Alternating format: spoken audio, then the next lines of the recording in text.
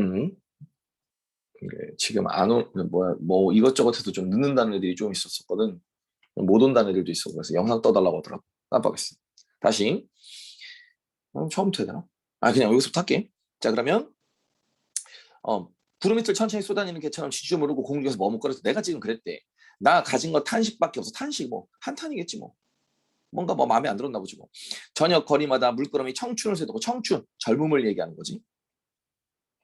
저녁 거리마다 물끄러미 청춘을 세워두고 살아온 날을 신지하게 새겨봤어. 그럼 결국엔 뭐야? 반성해본다는 소리야. 뭐를? 젊음을. 나의 젊은 시절을 반성해봤더니 그 누구도 나를 두려워하지 않다. 나를 두려워하지 않았네? 난 두려운 사람이 아니야. 내 희망의 내용은 질투뿐이었거나 질투뿐이었대. 그럼 뭐야? 내가 추구하는 거. 내가 추구하던 건 질투밖에 없었다는 거지. 그럼 아마 이 질투가 공장일 거야. 그러면 공장은 다른 말로 그럼 뭐라고? 욕심이라고 하면 되겠다. 욕심이 많았나 보다. 그런데 그리하여 나는 우선 여기에 짧은 글을 남겨두나 반성. 나의 생은 미친 듯이 사랑을 찾아 헤맸으나 사랑을 찾아 헤맸다라고 얘기를 했는데 여기서 말하는 이 사랑은 부정일 거야. 오케이? 사랑을 찾아 헤맸으나 단 한 번도 스스로를 사랑한 적이 없다. 그럼 뭐야? 이 사랑이라고 얘기를 하는 건 뭐야? 사랑을 얻고 싶었던 그 무언가였지만 나를 사랑해 본 적이 없어. 그럼 결국에 뭐야? 타인의 시선만 신경 썼다. 뭐 이런 얘기인가 보지. 나를 진정으로 살아가지 못하고 타인의 타인만 신경 썼나 봐. 뭐 이렇게. 그럼 요건 됐지? 솔직히 고3들은 이거 안 읽었어도 되는 시야. 알고 있는 작품이라. 자, 뒤에 신경님의 농무야. 뭐 농무라고 얘기를 하는 건 신경님 선생님의 작품이니까 농촌에 관심이지. 농촌에 관심이 많았던 거. 그러니까 피폐해진 농촌. 그지? 소외되는 농촌. 그래서 농촌소외라고 할까? 소외된 농촌에, 이렇게 할게. 소외된 농촌에 대한 관심을 가졌던 사람이 신경님이지. 자, 그러면 이 작품, 쉬운 작품이니까 빨리빨리 읽어볼게. 징이 울린다. 막이 내렸다. 징이 울린다고? 뭔지 모르겠지만 청각. 막이 내렸다라고 해서 뭔가 하강적 이미지가 있지. 하강적. 뭔가 끝났어. 그지? 뭔가 종료의 느낌이 있지. 근데 오동나무 전등에 메어 달린 가설 무대에 구경꾼이 돌아가고 난 텅 비는 당. 텅 비는 당. 뭔가 약간 쓸쓸한 느낌도 드네. 뭐지? 근데 제목이 농무잖아. 농무는 농악놀이를 얘기해. 농악놀이가 뭐 끝났나? 뭐 이런 얘기인가 봐. 근데 볼게. 우리는 분이 얼룩진 얼굴로 학교 앞 소주집에 올려 술을 마신다. 술을 마신다라고 얘기를 하는 거 보니까 뭔가 부정인가 보다. 왜? 위로를 얻기 위한 거니까. 지금 부정의 상황이니까 위로를 얻기 위해서 소주를 마시나? 됐고. 답답하고 고달프게 사는 것이 원통하다. 정서 직접 표출.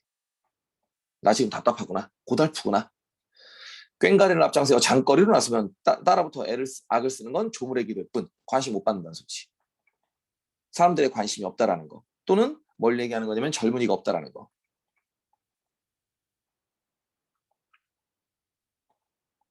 젊은이가 없는 농촌. 그지? 처녀애들은 기름집 담벽에 붙어서서 철없이 킬킬 대는구나. 약간 조소겠지. 조소, 비웃음. 그지?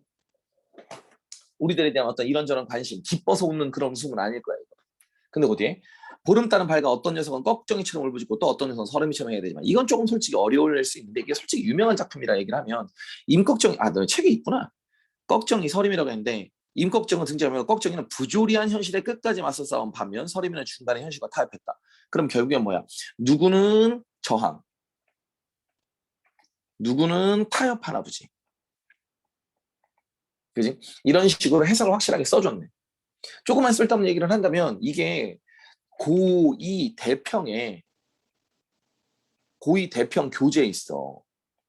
고2 대평 교재 이게 나오거든. 근데 고2 대평에서는 이거 시업할 때 둘 다 뭐라고 보냐면 잠깐만 둘 다 이걸 저항으로 봐. 고2 그 대평 교재에서는. 그러니까 서현이네는 아마 이거 너네 2학년 때 배울 때 이거 둘 다 저항으로 배웠을 수도 있어. 교과서 자체에 그렇게 써 있어. 그리고 내가 요번에 수업하면서도 그렇게 수업했고. 너네 이게 원래 하나는 저항이고 하나는 타협인데 너네는 희한하게 둘 다 저항이라고 보내. 골 때리네. 이거 학교에서 아마 선생님 알면 하나는 저항 하나는 타협이라고 할 거는데 아니 둘 다 저항이라고 했대. 그래갖고 그렇게 시험 봤어. 그렇거든. 근데 이런 식으로 수능에서는 꼭 알아야 되고 이렇게 그렇게 돼야 되는 거는 밑에다 써줘. 밑에다 이렇게 써준다고. 수능이니까. 너네가 이걸 외우고 있다고 보통 생각하지 않아. 읽어볼게. 산 구석에 처박혀 밟은 이틀 무엇하랴. 그래. 산 구석에 처박혀 밟으면 뭐 할 거니 설이. 비료값 따는 농사 따위야. 가혹한 현실이지. 아예 옆에 내려맡겨두고 쇠전을 거쳐 도수장이 앞에 받을 때 우리는 점점 신명이 난다. 약간 반어지. 반어법. 진짜 신이 날 리가 없지. 왜? 현실은 부정인데 우리가 노학놀이를 하면서 신이 난대. 절대 그럴 리가 없겠지. 한 다리를 두고 날라리를 붓거나 고개짓을 하고 어깨를 흔들거나. 그럼 약간 역설적 상황이지. 그지? 지금 상황이 되게 부정이고 마음이 아프고 막 안타깝고 이런 상황인데도 불구하고 우린 춤을 춰야 되는 어떤 역설적인 상황. 그지? 자, 그러면 요렇게. 뭐 1번 문제 앞에 있던 거에서 요거는 그냥 조금 풀어주기는 해볼게. 첫 번째부터 보면 가와 나에 대한 설명은 가장 적절한 거. 첫 번째, 가는 명령적 어조를 통해. 명령 없어. 지워. 가는 현재 시제. 떨어뜨리리. 많았구나. 머무렸구나. 헤매였으나. 과거. 지워. 그지?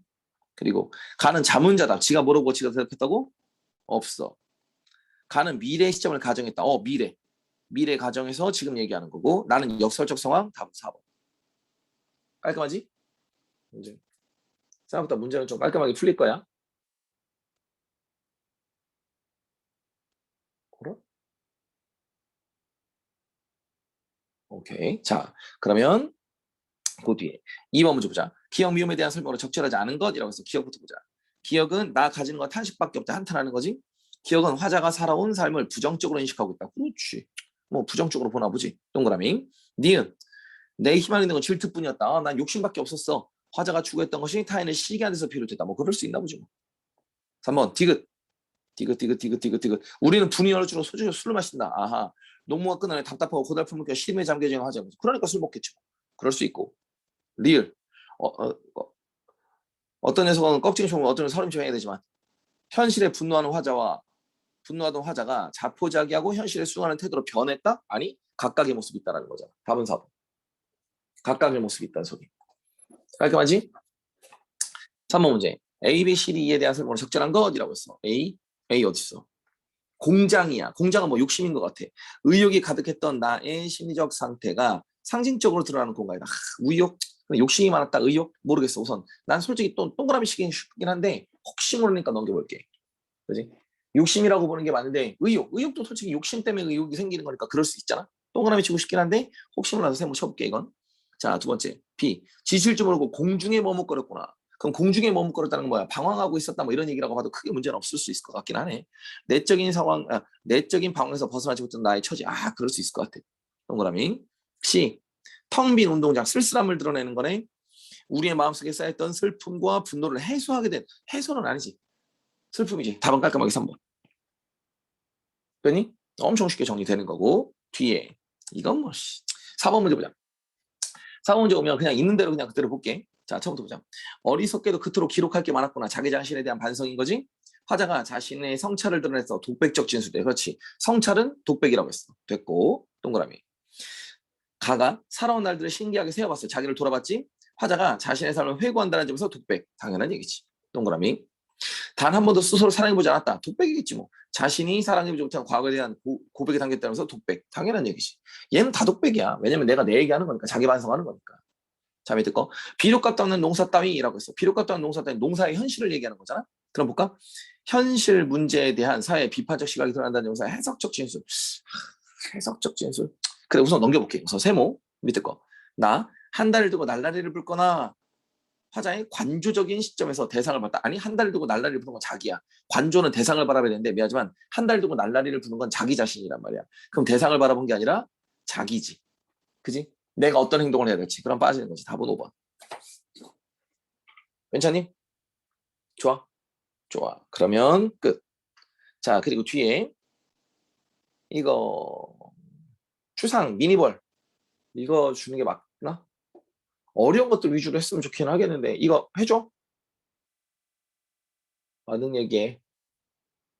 솔직히 좀 쉽잖아. 어렵지는 않았습니다만 그래 이거 해주는 게 낫지 않을까요? 근데 이거 하면 다 못하 우리가 그렇게 하면 다 못 풀어서 그래. 확실하게 할 거를 빨리빨리 하고 나중에 혹시 시간이 나오면 나머지 것들을 하는 게 나을 수 있어. 필요 없는 걸 굳이 읽을 필요가 없잖아. 이게 솔직히 엄청 쉬운 거잖아. 이게 내가 봤었을 때 이게 글이 너무 쉬워. 왜냐면 미니멀리즘이라고 얘기했는데 미니멀리즘이라는 건 뭐야? 비유나 상징이나 이런 게 없어. 그냥 그 소재가 그냥 소재가 소재를 의미하는 거야. 끝이야. 이 이전에는 뭔가 상징적인 의미가 있고 뭐가 있지만, 그지? 그러니까 이건 내가 보기엔 큰 의미가 없어. 엄청 쉬운 비문학이야. 그치? 그럼 이거 우선 넘겨볼게. 넘겨놓고, 얘는 차라리 내가 봤을 때 제일 어려운 문제가 이거였어. 10번 문제. 10번 문제만 잠깐 고민했어. 나머지는 고민할 게 하나도 없어. 자, 봐봐. 자, 감상자의 순수한 감상. 봐봐. 이거 아무것도 안 봐도 그냥 볼 수 있다. 감상자의 순수한 감상? 어딨어? 사상을 내포하지 오직 감상자의 순수한 감상. 그럼 뭐야? 이거 비유, 상징 필요 없다는 소리인 거야. 그지? 이런 거 저런 거 아무것도 필요 없어. 그냥 비유나 상징 필요 없어. 그냥 그걸 보고 그냥 이거야. 자, 한번 풀어볼까? 이게 내가 보고서 아니 문제를 등신처럼 이렇게 내도 되는 건가 싶더라고. 봐. 우선 볼게. 감상자가 대상의 본래 성질에 집중함으로써 세계를 주관적으로 정다. 주관. 헛소리. 그지? 그냥 있는 거 보는 거라고 했으니까. 그지? 감상자가 대상을 순수하게 지각함으로써 감상 과정에서 타자의 개입을 배제하는 거야. 다른 거 필요 없어. 내가 그냥 순수하게 그걸 지각하는 거야. 맞는 거잖아. 그지? 자, 감상자가 판단과 추리 과정을 거치면서 대상의 모든 요소를 충실하게 재현해낸다. 판단과 추리 필요 없어.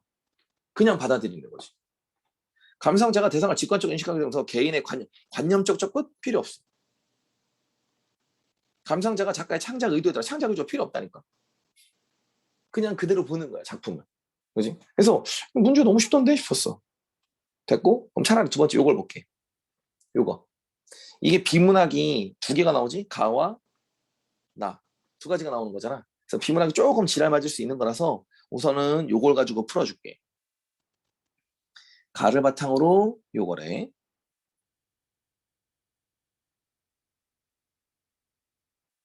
그럼 풀어보자. 가부터 우선 읽어볼까? 처음부터 시작해보자.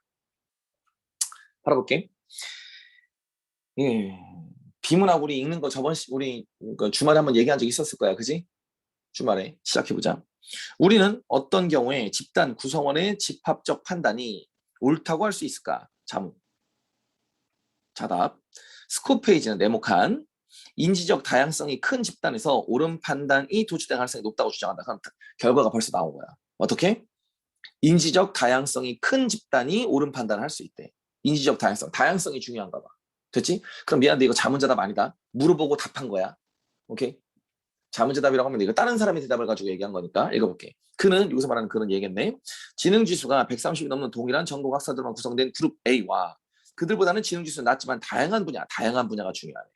그지? 인지적 다양성이니까. 전문가들로 이루어진 그룹 B에 각각 동일한 문제를 풀기하는 실험을 진행했대. 그룹 B의 문제 해결 능력이 더 뛰어나다는 결과를 얻었다. 그럼 B가 훨씬 더 좋아. B가 훨씬 더 좋은 이유는 뭐야? 다양성 때문에. A가 훨씬 더 똑똑한데 A는 다양성이 없어. 끝. 페이지는 이 실험 결과를 두고 각 개인의 개별적 판단 오류가 인지적 다양성에 의해서 상쇄된 것이라고 해석했다. 그러니까 결국은 뭐야? 한 개인이 조금 부족하다 한다 하더라도 인지적인 다양성이 있으면 이걸 극복해낼 수 있다. 이런 건가 봐. 이를 바탕으로 개별적 오류의 평균에서 인지적 다양성을 뺀 값이 집단적 오류라는 예측의 다양성 정리를 지시다. 자, 재밌는 건데 공식 나왔지? 정리해야 돼. 개별 오류 평균 빼기 다양성은 예측의 다양성 정리. 요거네. 되지? 그럼 결국에 뭐냐? 다양성이 많으면 많을수록 개별 오류는 줄어들겠지. 왜? 개별 오류의 평균이 있었어. 오류가 있었지? 근데 이 오류에서 뭐를 뺀대? 다양성을 뺀대. 그럼 다양성이 많으면 많을수록 오류가 많이 빠지겠지. 얼마지 되니? 오케이. 그러면 이렇게 된대. 이런 것들은 정리해놓으면 좋아. 공식 같은 경우는 좀 정리해주면 좋은 것 같아. 특히 나누기 정리되는 건 무조건 정리해야 돼. 나누기에 관련된 건. 비례반비례는 우리가 맨날 얘기했으니까 됐잖아. 그지? 읽어볼게. 자, 예측 다양성 정리에 따르면 인지적 다양성은 음수가 될 수 없으므로, 그렇지. 다양성은 음수가 될 수 없어. 그러니까 크면 클수록 좋은 거야. 없으므로 집단적 오류는 개별적 오류 평균보다 항상 작다라는 거지. 다시 한 번 더. 집단적 오류는 개별적 오류 평균보다 항상 작다. 이게 결국에 뭘 얘기하는 거야. 집단 오류는 개별적 오류 평균보다 작다. 집단 오류는 왜 더 작을 수밖에 없어? 뭐가 있으니까. 다양성을 빼니까. 다양성을 뺄 거니까. 무슨 말인지? 오류가 높으면 높을수록 안 좋은 거잖아. 근데 집단적 오류는 어떻게? 개별적 오류 평균에다가 뭐를 빼? 다양성을 뺐지. 그러면 그게 집단의 오류잖아. 그지? 근데 다양성은 음수가 될 수 없다며. 그럼 어쨌든 양수를 뺐으니까 개별적 오류보다는 집단적 오류가 무조건 작을 수밖에 없는 거지. 다양성이 있다면. 오케이? 자, 이때 개별적 오류의 평균은 집단 내 각 개인의 능력이 높을수록 값이 작아지는 지성과, 자, 잠깐만. 요거 잘 봐. 그럼 결국엔 뭘 얘기하는 거냐? 봐. 개별의 능력이 높아. 그러면 어때? 오류가 낮아져. 당연하지. 똑똑한 사람이 오류가 낮아질 거 아니야. 그지? 이것과 작아짐으로 지성과 경험 등을 이건 나누는 게 아니었네. 지성과 경험 등을 바탕으로 하는 집단 내 개인의 능력을 나타내는 지표로도 볼 수 있다는 거지. 그럼 결국엔 뭘 얘기하는 거냐? 자, 요거 쓸데없는 얘기는 뭐가 있었냐? 요거 개별적 오류 평균. 개별적 오류 평균은 결국엔 뭘 얘기해? 똑똑하면 낮아져. 그럼 똑똑한 놈들이 다양한 분야의 사람들이 있으면 엄청 좋겠다. 왜? 이미 개별 평균 오류도 낮았고 거기에 다양성까지 빼버렸으니까. 그렇지? 또한 인지적 다양성이 클수록 집합적 판단이 틀릴 가능성이 줄어든다. 아까 얘기했잖아. 다양성이 많으면 많을수록 좋다고. 집단을 구성하고 있는 각 개인이 자신의 신념에 유용하다고 여기는 정보만 받아들이거나 비논리적 추론에 따라 잘못된 판단을 내리는 편향을 가지고 있어. 개별적 오류의 평균이 클 때, 그럼 편향이 있다라는 건 결국에 뭘 얘기하는 거야? 편향, 잠깐만. 편향이 가지고 있어. 그러니까 뭐야? 한 개인이 어떤 편향된 지식을 갖고 있는 거야. 오케이? 이럴 때 개별적 오류의 평균, 이런 개별적 오류의 평균이 클 때 집단 오류의 값을 작게 하려면 인지적 다양성을 크게 해야 된다는 거지. 그러니까 결국엔 뭘 얘기하는 거야? 사람들이 뭔가 멍청해 갖고 잘 틀려. 또는 편향성이 심해. 한쪽에 치우쳐 있어. 잘 틀려. 이런 애들. 근데 이런 애들이 각각의 다양성이 있는 애들이 모여 있으면 그 틀리는 걸 서로 상쇄한다는 거지. 하나는 이쪽으로 극단으로 갔고 하나는 이쪽으로 극단으로 가면 둘이 만나면 가운데 쪽에서 만나니까 좀 덜 틀릴 거다라는 거야. 그런 개념인가 봐. 자, 이러한 예측의 다양성 정리는 집합적 판단의 진리 가능성을 통계적으로 설명했다는 데서 의미가 있을 이때 뿐만 아니라 우리 사회에서 시사하는 바도 크되 왜 어떤 사회 집단의 집합적 판단의 수준이 집단 구성원들의 개별 능력에만 달려있는 것이 아니라 인지적 다양성 증가를 통해 구성원의 능력 부족을 상쇄시킬 수 있다는 사실은 실천적 함의를 지니고 있기 때문이다. 끝. 뭐 밑에 건 의의 정도가 됐다고 보면 되겠다. 되니? 그럼 가는 읽었네. 그럼 이렇게 되면 가 갖고 문제 푸는 거야. 이렇게 되면 가에 관련된 문제가 지금 이 자리에 있거든. 여기 한번 잠깐만.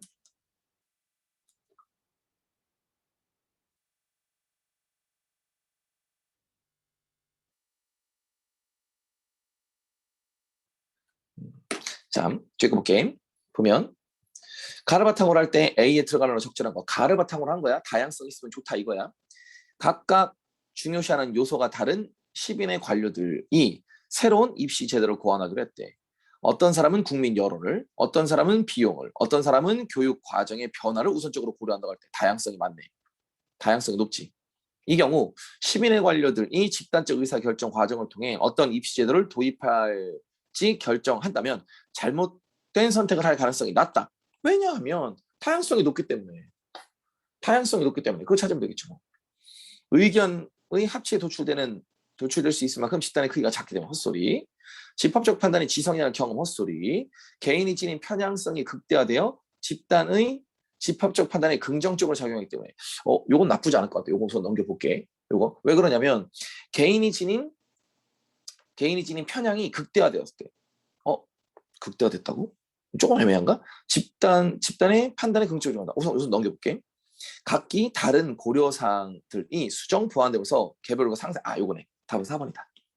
이게 편향이라는 게 있는 건 좋은데 편향이 서로 상쇄시켜야지. 이쪽의 편향, 저쪽의 편향된 것들이 만나서 상쇄해야 되는데 편향이 극대화되면 조금 문제가 있겠다. 그지? 오케이. 그럼 답은 4번이어야지. 되니? 괜찮아? 깔끔하지? 2번. 자, 그러면 됐고 뭐 가만 갖고 풀 수 있는 게 또 더 없나 보다. 그지? 그러면 한번 읽어보자. 제가 읽어볼게. 나입니다. 나는 또 어떻게 됐어? 블럭이 A랑 B랑 구성되어 있지. 그럼 A, B 읽은 다음에 A, B에 관련된 문제 보면서 먼저 따로 풀어볼 거야. 자, 한번 보자. 집합적 판단인 집단지성은 투입, 집단화, 산출, 동그라미. 투입, 집단화, 산출 등의 과정을 거친다. 그럼 뭐야? 과정이지. 순서야. 이런 걸 너네가 잘 봐야 되는 게 하나, 둘, 셋 이렇게 했을 때 이게 뭐냐면 분류일 수 있고 과정일 수 있어. 그지? 두 개를 구분해야 돼. 분류라는 건 각각각이고 과정이라는 건 순서야. 그치? 이런 생각은 머릿속으로 좀 해봐야 돼. 그럼 투입 다음에 집단화 다음에 산출 이럴 거야. 읽어볼게. 과정을 통해 이루어준다. 투입 과정 중요. 투입 과정에서 투입되는 것은 다수의 개별 행위자의 정보이며 아하 그럼 행위자들의 정보이며 중요한 것은 이 행위자들의 능력과 다양성. 아하 능력 다양성. 아까 얘기했지. 능력이 높을수록 틀릴 확률이 적고 다양성이 높을수록 틀린 것들을 상쇄시킬 수 있다고 했댔지. 그지? 됐나? 자, 그럼 보게 확보하는 것이래. 이때 다양성이란 생각하는 방법이 다양함을 의미하는 인지적 다양성을 한다. 그렇지, 인지적 다양성. 집단화 과정에서 이번엔 집단화네. 그지? 집단화. 집단화 과정에서 투입된 정보가 취합됐네. 정보들이 수정되고 보완되면서 발전한다. 됐지? 산출 과정 마지막이네. 산출 과정에서는 발전된 개별 정보들이 결합되어 새로운 정보나 질서와 같은 산출물을 만들어낸대. 산출물들은 개별 행위자들의 속성으로 환원시킬 수 없는 새로운 속성. 아하! 특이정보. 안 해도 되는 얘기지. 그지? 그러니까 사람들에게서 정보가 나왔어. 근데 이 정보를 사람들에게로 다시 거꾸로 넘어갈 수 없다. 환원될 수 없다라는 거야. 오케이? 왜? 각각 개성이 다른 사람들이 의견을 뭉쳐갖고 새로운 뭔가를 냈기 때문에 이게 그들에게 각각 다시 환원되지 못한다. 한쪽으로 가는 거. 이런 건 특이정보야. 그래서 창발이라고 부르기도 한다. 끝. A 읽었지? 그럼 A는 뭐야? 과정이야. 그지? 순서 과정. 두 번째 거 보자. 크리스티안 와그너는 뭐야? 얘는 이러한 과정을 통해 좋은 집단지성을 만들어내는 위한 천재로 집단지성을 필요로 하는 문제는 그 성격이 무작위적이어서는 안 된다고 했다. 무작위적이면 안 된대. 왜? 문제가 무작위적이면 안 된대. 왜? 예컨대 봐봐. 재밌는 건 좋아라. 봐봐. 선생님 봐봐. 자, 여기서 하나만 정리할게. 무작위적이어서는 안 된다 이랬지. 이게 뭔 소리야? 무작위적인 게 이해가 안 된단 말이야. 그지? 그럼 이해가 안 된다? 근데 뒤에 보니까 예컨대라는 말이 나왔지. 그럼 어때? 무작위적인 거에 대해서 크게 생각하지 않은데 예를 들어서 너네가 이해하면 되는 거야. 근데 만약에 무작위적이라고 했는데 만약에 뒤에 아무런 얘기 없이 다른 얘기가 또 나와. 그럼 무작위가 뭔지 좀 생각하고 넘겨야 돼. 그냥 넘기면 큰일 나는 거야. 뭔 말인지 되지? 이게 무슨 말인지 돼? 오케이? 지금 여기야 무작위적이어서는 안 된다고 했는데 이 무작위가 뭔지 몰라도 뒤에 읽으면 이해가 되지만 오케이? 만약에 무작위적이어서 안 된다고 했는데 뒤에 만약에 여기서 또 딴 얘기가 나와. 그럼 무작위가 뭔지 조금 생각해 봐야 돼. 아, 무작위가 뭔가 어떤 의도가 없는 걸 얘기하는 건가? 뭐 이런 식으로 해서 뭔가 조금 생각하고 하면 되짚고 넘어가야 돼. 뭔 말인지 모르는데 그냥 막 읽어 제끼면 미안하지만 이게 너네들 블랭크로 남는 거야. 오케이? 이게 우리가 수업을 조금 듣던 애들은 이제 이해될 거야, 이 말이. 듣어볼게. 예컨대 동정전지기의 결과를 맞히는 데는 우수한 지성과 덜 우수한 지성 간에 아무런 차이가 나타날 수 없기 때문에 집단 지성을 필요로 하지 않는다는 거야. 아, 그럼 이게 결국은 뭐야? 동전 던지기가 무작위인 거야. 무작위. 그러니까 결국엔 뭐야? 어떤 근거가 없는 것들. 그러니까 랜덤인 거지. 규칙이 없는 것들. 그러니까 지성이 필요 없는 것들. 이런 개념인가 보지. 또한 집단의 구성원들이 일정 수준 이상의 정보나 지식을 가지고 있어야 집단 지성의 의미가 크다는 것도 말했다. 자, 그럼 봐봐. 이거 조건이에요. 조건 1, 무작위 안 돼. 두 번째, 지성이 어느 정도 높아야 돼. 기본 일정 수준의 지성이 높아야 된다는 거야. 오케이? 뭐랑 똑같아. 너네들이랑 나랑 이제 너네들이랑 나랑 공부를 하고 있어. 그지? 근데 여기서는 얘기할 수 있는 게 너네가 국어적인 어떤 능력들이 조금 있으니까 너네들끼리 같이 합쳐보고 뭐하고 하면서 정보를 찾아낼 수 있단 말이야. 근데 우리가 국어 시간에 모여가지고 갑자기 수학 문제를 풀고 있단 말이야. 서로 모르는 얘기만 하고 있어. 우리가 왜 그런 얘기 하잖아. 너도 모르고 나도 모르고 아무도 모르는 거에 관련된 이야기를 하는 게 되게 비생산적이잖아. 우리 그런 얘기 몇 번 했지. 그지? 아니, 우리 아무도 모르는 이야기 이렇게 해서 따지고 하고 있냐. 이상한 말도 안 되는 논리 가지고 찾고 있는 거야. 그건 헛짓인 거야, 그런 거. 그러니까 뭐냐. 기본적으로 무언가는 알고 있어야 그거에 대한 얘기를 해볼 수 있다는 거지. 내가 지금 너네들이랑 주식 얘기를 한다고 쳐보자. 너네는 주식을 서현이가 주식을 안 해. 그러니까 주식을 아무도 모르는 애들인데, 주식을 하는 애들이 아무도 없는데, 여기서 뭐 백날 얘기한다고 해봤자, 야, 얘들아, 내가 이번에, 그래, 암호화폐 얘기하자. 암호화폐 얘기하는데, 야, 얘들아, 이번에 보니까 스테이블 코인이라는 게 새로 나왔는데, 어때? 스테이블 코인 이거 살까 말까 고민한다. 근데 너네 스테이블 코인이 뭔지 아무도 모르는 놈들인데, 그거 괜찮을 것 같아요. 사요, 말아요. 이런 게 집단지성이 아니다라는 거야. 어머니 지네? 오케이. 자, 그럼 뒤에 거 읽어볼게. 만약 어려운 수학 문제에 대해 오지선다의 답을 고를 경우 모두가 이 문제에 대한 어떠한 관련 지식도 없다면 결국 무작위로 답을 고르는 일이 벌어질 것이고 이는 투입된 구성원들의 개별 지성의 질이 선택에 관여하지 못하게 되는 것을 의미하기 때문이다라는 거지. 그럼 두 번째 얘기가 나왔지? 세 번째, 물론 개인이 가진 정보나 지식 중에는 집단 지성에 기여할 수 있는 것도 있고 그렇지 못한 것도 있지만 와그너는 정보가 많을수록 필요한 정보가 포함될 가능성이 높다고 생각했대. 그리고 와그너는 개인들이 서로 다른 문제 접근 방식을 가지고 있어. 서로 다른 문제 접근 방식. 세 번째 접근 방식. 접근 방식의 다양성. 나 근데 마음이 급한가? 왜 이렇게 글씨 날려 쓰지? 하여간 그럼 세 가지야. 문제가 무작위적이면 안 되고, 두 번째는 일정 수준 이상의 지성이 있어야 되고, 세 번째는 다양한 접근 방식을 가지고 있어야 된다. 되니? 자, 그럼 다시 읽어볼게. 접근 방식을 가지고 있어야 된다고 주장한다. 집단 지성은 어느 누구도 문제의 정답을 알고 있는 사람이 없다라는 것을 전제로 하므로 문제를 해결하기 위해서는 해당 문제에 대한 다양한 접근 방식이 있어야 된다.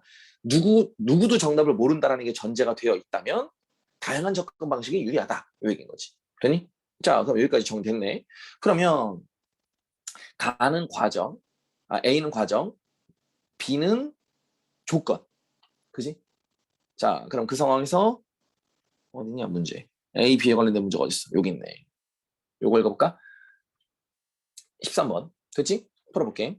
B를 A와 관련지어 설명한 내용으로 가장 적절한 거. 그럼 B를 A와 관련지었대. A는 과정이지. 조건이지. 조건을 과정과 관련지어서 한번 얘기를 해보래. 첫부터 보자.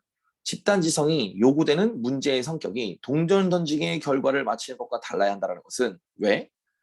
집단지성의 투입 과정에서 행위자가 다수예요. 행위자가 다수랑 관계가 없잖아. 이건 문제에 관련된 얘기잖아. 행위자가 많건 적건 뭔 상관이야. 이게 무작위적인데. 아니야. 이건 뭐야? 문제의 조건이지. 그럼 1번 지워야지. 무슨 말이래? 한 번만 다시. 집단지성이 요구되는 문제의 성격이 동전 던지기의 결과를 맞히는 것과 달라야 된다는 거. 이 달라야 된다는 건 결국에 뭔데? 문제가 집단지성을 쓸만한 것이어야 된다는 거지. 그지? 그러니까 그러니까 집단지성이 다수여야 된다는 거랑 관계없어. 됐지? 2번. 집단지성을 구성하는 개별지성의 질이네. 사람들이 좀 똘똘해야 된다는 소리인 거지. 질이 선택에 관여하지 못하면 안 된다는 것은, 그러니까 무슨 말이야? 얘네들이 어떤 정보에 대해서 아무것도 모르는 애들이야. 그럼 집단지성이 아니야. 여기 어떤 정보를 제공할 수 있는 애들이 집단지성이란 말이야. 그지? 안 된다는 것은 집단지성의 투입 과정에서 행위자들의 능력이 확보돼야 된다는 점. 맞잖아. 투입, 능력. 맞지? 동그라미. 그럼 2번 맞는 말이야. 답은 2번으로 하고 끝냈을 거야. 뒤에 더 안 봤어, 나 같은. 깔끔하잖아. 조금 더 읽어볼까? 개인이 가진 정보가 집단지성에 기여하지 않을 수 있다는 것은, 그래, 집단지성에 기여하지 않을 수도 있어, 이 정보가. 그렇지만 다양하게 필요하다고 했어. 그지?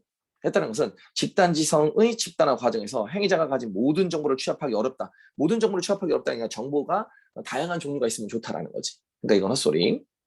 좋은 집단지성을 만들어내기 위해 개인이 서로 다른 문제 접근 방식을 가지고 있어야 된다. 서로 다른 문제 접근 방식 갖고 있어야 돼. 왜? 집단지성의 집단화 과정에서 개인들의 능력 차이가 고려되지 않는다. 능력 차이가 고려되지 않는다. 이거랑 관계없는 게 아니라 다양한 관점 얘기한 것뿐이야. 헛소리. 몰라. 답 나왔으니까 더 안 풀 거야. 뒤에. 자, 그럼 하나 더. 마지막 달라 요거 읽어볼게 이제. 마지막 달라 보자. 스코페이지는 또 다른 놈이네. 와그너가 제시한 전제에 동기유발 체계를 추가했다. 그럼 요거 새로운 개념이지. 읽어볼게. 집단화 과정에서 좀 더 정확한 정보를 제공한 사람이 더 많은 보상을 받고 틀린 정보를 제공한 사람이 더 적은 보상을 받는 체계가 집합적 판단의 도출에 중요하게 작용한다는 것이래. 왜? 가령 영화제에서 주연을 받을 배우를 맞히는 문제를 집단 수준에서 해결한다고 가정을 해보자. 문제 해결에 도움이 된 좋은 의견을 제시한 사람에게 어떤 보상이 있다면 구성원들은 자신이 좋아하는 배우와 관련된 의견을 제시하기보단 해당 영화제와 관련된 객관적인 사실에 근거한 의견을 제시하게 되어서 더 나은 집단지성을 만들 수 있다는 것이래. 아하, 이거 보자마자 나는 얘가 들어. 뭔 줄 알아? 예를 들면 월드컵이야. 예를 들면 월드컵이다. 월드컵인데 월드컵을 해. 근데 우리나라가 프랑스랑 붙는데 그럼 얘기한다고. 야, 우리나라랑 프랑스인데 누가 할 것 같아? 야, 우리나라가 이겨. 우리나라가 무조건 이겨. 할 수 있어. 이런다고? 그지? 맞잖아. 그런 생각하잖아. 근데 웃긴 게 뭔지 알아? 내 토토를 할 거야. 우리나라랑 프랑스랑 축구를 한다고 토토를 걸 거라고. 그럼 어떻게 해? 프랑스에 걸겠지. 프랑스가 이긴다고. 그냥 객관적으로 프랑스가 이길 것 같으니까. 그지? 그런 거랑 똑같은 거야. 그런 거랑 똑같은 거. 그러니까 돈 같은 거나 이런 것들이 안 걸려 있으면 기분적인 얘기들이다 보니까, 감정적인 얘기다 보니까 내가 좋아하는 쪽을 얘기하는 거야. 예를 들면 내가 여자애들이 많아서 얘기할 수가 없구나. 축구를 봤는데 손흥민이는 토트넘이 너무 좋아. 근데 토트넘이 이번에 무슨 컵 결승에 올라간 거야. 그래서 맨시티라는 팀이랑 토트넘이 붙어. 그럼 어떻게 해? 토트넘이 이겼으면 좋겠단 말이야. 토트넘이 이겼으면 좋겠어. 토트넘이 이겼으면 좋겠어. 자, 토트넘 제발 제발 이러고 있단 말이야. 근데 토토를 걸 때는 어떻게 할 거야? 맨시티에 건다고. 맨시티가 훨씬 더 잘하니까. 그런 개념인 거야. 자, 어쨌든 그 뒤에 자 페이지는 시장 원리에 따르는 집단의 집합적 판단이 높은 확률로 좋은 성과를 내는 것은 이러한 동기유발 체계 때문이라는 거지. 동기유발이 있어야 된다는 거야. 집단 지성을 위한 보상은 금전적 이익뿐 아니라 명예나 인정, 욕구 등 이런 것들을 다양하다고 하다. 이런 것도 특이 정보야. 기억해놔도 괜찮을 수 있어. 돈뿐만 아니라 다른 것들도 괜찮구나 이거. 자, 야 근데 오래간만에 막 밑줄 치면서 읽으니까 재밌네. 나 마음이 좀 급해서 막 밑줄 막 치면서 읽고 있거든 지금. 재밌다. 자, 11번부터 시작할게요. 11번. 바르게 짝지은 거. 공통점이래. 집단적 판단과 관련된 견해를 설명하면서 구체적인 사례. 사례를 썼냐고? 가와다. 나는 무조건 있다. 그지? 나는 계속 얘기했잖아. 영화 얘기한 거 있었지. 또 무슨 얘기한 거 있었냐? 동전 던지기 뭐 얘기한 거 있었지. 수학 뭐 이런 거 오지선다형 이거 얘기한 거 있었지. 그럼 나는 있었어. 그럼 가는. 요거 있네. 130이 넘는 동일한 전공 박사들로 구성된 거랑 다양한 분야 했는데 다양한 분야가 이겼어. 이 얘기지. 그지? 그리고 또 아까 얘도 하나 뭐 여기 어딘가 아까 얘 있었는데 얘가 뭐 어딘가에 또 있지 않았나? 아닌가? 뒤엔 없나? 뒤엔 없네. 뒤엔 없네. 그럼 요것만이네. 그럼 우선은 요거는 맞는 것 같아. 우선 요건 맞는 것 같아. 동그란 우선 쳐볼게. 두 번째. 가와 달리 나는 집합적 판단에 대한 대립적 입장을 가진 대립? 둘이 싸웠어? 대립 아니지, 그지? 이거에 대해서 자신의 의견들을 더 내는 거고 살을 더 붙이는 애들인 거잖아. 그럼 대립은 아니야. 이건 X야. 틀렸어. 나와 달리 가는 집합적 판단에 대해 관련된 논의가 주는 의라 함이 의 뒤에 있었지. 우리 아까 썼네 또. 그지? 그럼 이건 맞네. 그럼 어떻게 해야 돼? 우선 요게 부적절이니까 부적절. 그리고 이게 적절이니까 적절. 그럼 답은 2번이네. 조금 확신 없이 쓸 수도 있었겠다 자칫하면. 잠깐만.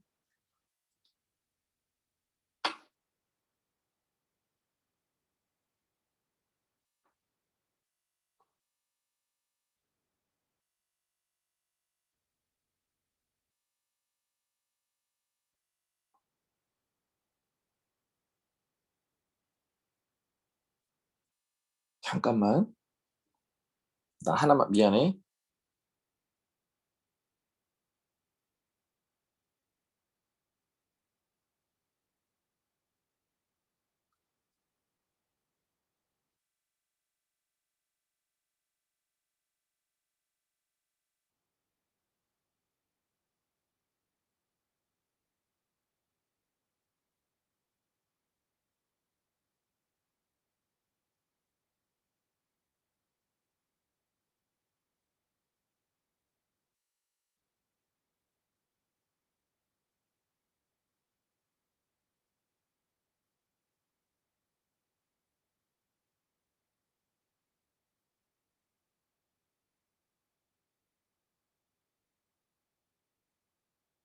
오케이. 미안. 데스크에서 문자 와가지고 뭐 좀 해달라고 했어. 자, 미안. 다시 볼게. 그러면 요거 11번 끝났지? 그지? 그럼 뒤에 12번도 끝났고 13번도 끝났네. 14번 동기유발 체계 보자. 동기유발 체계라고 얘기하는 건 뭐냐? 뭐 보상을 함으로 인해서 그것을 조금 더 열심히 할 수 있도록 만들어주는 그거였지? 자, 우선 읽어볼게. 동기유발 체계 적절하지 않은 거. 첫 번째, 개인이 지닌 정보의 가치에 차이가 있음을 전제한다. 그렇지. 누구는 조금 더 정확한 정보를, 확실한 정보를, 아니면 도움이 되는 정보를. 근데 누구는 좀 덜 도움이 되는 정보를. 그러면은 더 도움이 많이 된 놈에게 보상을 더 해주자 이거니까 차이가 있다는 걸 인정하는 거지. 맞지? 두 번째, 집합적 판단의 오차를 줄일 수 있는 방법이라고 할 수 있다. 그럼 집합적 판단의 오차를 줄일 수 있어. 왜? 애들이 더 열심히 하니까. 감성적으로 접근하지 않고 내가 최선을 다해서 할 테니까. 문제 없지? 개별적 오류의 평가값이 줄어들게 하는 기재. 당연하지. 그지? 오류가 줄어들지. 왜? 더 열심히 얘기를 하게 될 테니까. 개인의 선호를 넘어 문제 해결에 부합하는 정보를 제공하도록. 뭐 당연한 얘기고. 집합적 판단에 도출하는 방식을 다양화하는 목적에서 권했다. 답은 5번. 5번이에요. 뭐 약간 잠깐만. 방식. 도출하는 방식이 다양화된 건 아니에요. 도출하는 방식은 다양화된 거 아니야. 도출하는 방식은 어쨌든 자기들끼리 의견을 내서 하는 건 똑같은 거니까 방식 자체가 달라진 건 아니지. 그지? 근데 얘네들이 적극적으로 의견을 내도록 만든 거니까 방식 자체가 다양한 건 아니에요. 되니? 다양한 의견을 내도록 하게 한 건 맞지만 그럼 14번 우선 넘길게. 15번 가와 나를 이긴 학생이 보기의 상황에 대해 반응으로 적절하지 않은 것이라고 우선 얘기를 했어. 뭐야? 자, 볼게. 예측의 다양성 정리를 검증하기 위해서 속이 들여다 보이지 않는 유리병에 사탕 12개를 넣은 후에 생각하는 방식이 서로 다른 여러 사람에게 유리병 속의 사탕 개수를 예측하게 하는 실험을 해봤고 그 결과 기억, 니은과 같았다. 이렇게 됐대. 이때 참가자들이 추정한 값과 실제 값의 차이를 개별적 오류로 보고 참가자들이 추정한 값과 실제 값의 집단적 오류라고 본다고 했대. 자, 잠깐 다시. 뒤에 거 잘 봐야 돼. 그냥 넘기면 안 되네. 뒤에 거 다시 한번 더. 자, 뭐랬냐? 이때 참가자들이 추정한 값과 실제 값의 차이를 개별적 오류로 보고 참가자들이 추정한 값과 추정한 값의 평균, 이건 평균이지. 실제 값은 집단적 오류. 그렇지? 개별적 오류라는 건 뭐냐? 각 개인의 오류를 얘기하는 거고, 그리고 집단적 오류라고 얘기를 하는 건 뭐냐? 평균 값의 오류를 얘기하는 거겠다. 이거 조금 근데 뭐냐? 이거 왜 내가 푼 기억이 하나도 없냐 이거? 뭔가? 처음부터 볼게. 갑을 병은 각각 병 안에 들어있는 사탕의 개수를 9개, 10개, 14개로 추측했대. 참가자들이 추측한 값의 평균은 11개라는 거지. 그러면은 평균은 11개, 집단화 과정을 거친 후에 추측한 개수도 11개래. 됐나? 그럼 이건 결국엔 뭘 얘기하는 거냐? 의견을 했어? 그래서 평균이 11개가 됐고 집단화 한 다음에도 11개가 됐네. 그럼 결국엔 의견이 결국엔 뭐 합치됐나 보지. 그러니까 평균으로 합치됐나 보지. 이렇게. 두 번째, 갑을 병정 무는 각 병 안에 들어있는 숫자의 개수를 9개, 10개, 14개, 7개, 15개로 추측했대. 참가들이 추측한 개수는 11개고 집단화 과정을 거친 후에 추측한 개수는 11개라는 거야. 그래? 뭐가 더 있을까? 편차를 얘기하는 건가? 얘가 편차가 좀 더 크긴 한데. 자, 우선 시작해볼게. 적절하지 않은 거 처음부터 보자. 1번. 가에 따르면 기억은 잠깐만.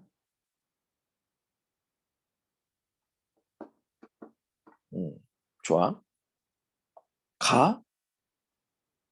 너 근데 왜 이렇게 생판 처음 보는 느낌이야 이거? 가는 요거지. 오케이, 우선 해볼게. 가에 따르면 가에 따르면 집단적 오류가 개별적 오류 평균보다 작다라는 점에서 예측의 다양성 정리에 부합하는 사료라고 볼 수 있겠군. 잠깐만 볼까? 집단적 오류가 집단적 오류 11개 개별적 오류 평균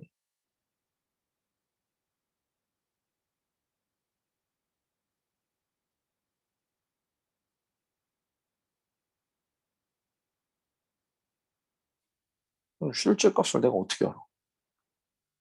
12개를 넣었다고? 와, 이거 계산해 봐야 돼? 12개? 나 이건 왜 푼 기억이 하나도 없지? 잠깐만. 3개, 2개, 2개, 1개. 와, 기네. 이거 그냥 계산해 봐야 되네. 우선 해볼게. 이게 무슨 말이냐면, 와, 미쳤나 보네. 자, 그냥 이 얘기야.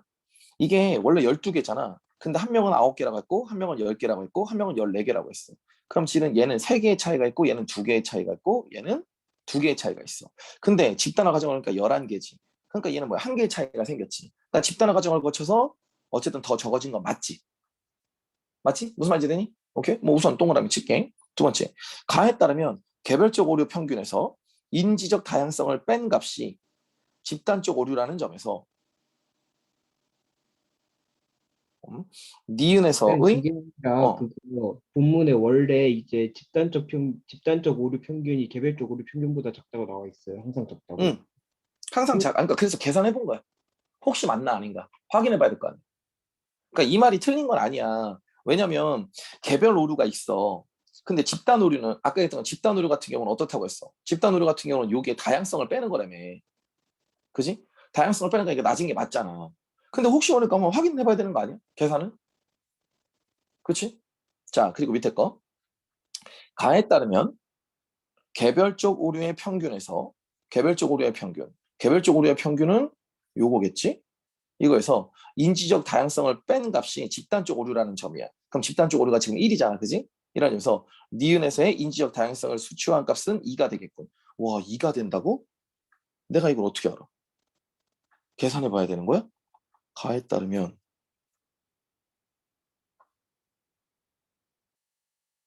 인지적 다양성을 수치화한 값은 2가 되겠군. 내가 2를 뺀 게 맞아?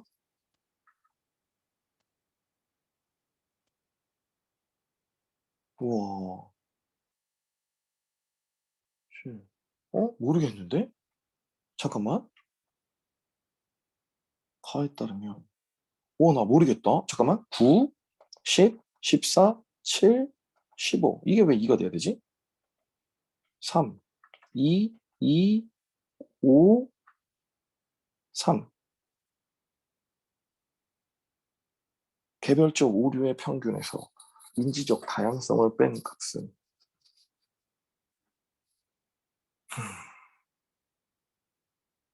집단적 오류라는 점에서 니은의 인지적 다양성. 이거 계산하라고? 어쨌든 우선 볼게. 그럼 보자. 3, 2, 5, 계산하자. 5, 7, 12, 15, 15고 하나, 둘, 셋, 넷, 다섯. 다섯. 그러면 3, 5, 15니까 3이네. 근데 얘는 11이니까 1이니까 2네. 와, 이거 계산해야 돼. 그래, 우선 어쨌든 그렇대. 이게 무슨 말인지 지금 이해되지? 그치? 야, 이런 계산 문제를 나온다고? 자, 나에 따르면 기억과 니은에서 집단화 과정을 거쳐 산출된 결과물이 같다라는 점에서 잠깐만. 기억 니은에서 집단화 과정을 거쳐 산출된 결과물이 같아. 같다라는 점에서 집단 지성의 투입 과정에서 개별 행위자의 인지적 다양성이 확보되지 않았다. 아이씨, 뭔 소리야? 이건 논리가 안 맞네. 우선 답은 3번이네. 내가 이거 선지만 보고 풀었나 보다.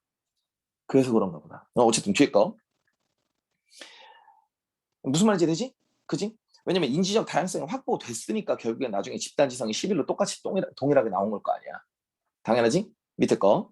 나에 따르면 기억과 니은에서 집단화 과정을 거쳐 추측한 사탕의 객수는 각각 참여대로 추측한 사탕의 객수와 달라. 당연하지. 왜? 개별의 차이와 집단 지성의 차이는 다를 테니까. 그래서 개인 판단으로 환원될 수 없다. 그렇지. 아까 환원될 수 없는 거 특이정보로 나왔던 거지. 특이정보. 아까 읽었지 우리? 밑에 거. 나에 따르면 보기의 실험이 무작위적인 문제에 해당한다면 개인의 지성 이거 부시지 못하면서 필요하지 않은 문제를 볼 수 있다. 그런데 무작위면 필요 없어. 맞지? 답은 3번. 됐나? 오케이? 나 이거 미안한데 선지만 갖고 풀었나 봐. 이거 풀었던 기억이 없어. 내가 이 1, 2번을 절대 계산하지 않았어. 이런 생각을 해본 적이 없어. 내가 거꾸로 풀었었나 봐. 뒤에 거 보자. 16번. 가와 나를 종합하여 기억에 대해 답한 내용으로 가장 적절한 것을 찾으시라고 했어. 기억 보자. 기억 어딨니? 요거네. 우리는 어떤 경우 집단 구성원의 집합적 판단이 옳다고 할 수 있을까? 되니? 요건가 봐. 그러면 16번 문제 풀어볼게. 음, 그러면 기억이 나. 어떤 경우가 오라? 어떤 경우가 옳지? 아까 전에 그 조건 찾으면 되겠다. 조건. 지성이 높아야 되고 다양성이 높아야 되며 하나 더 뭐 있었지? 지성, 다양성, 접근 방식까지.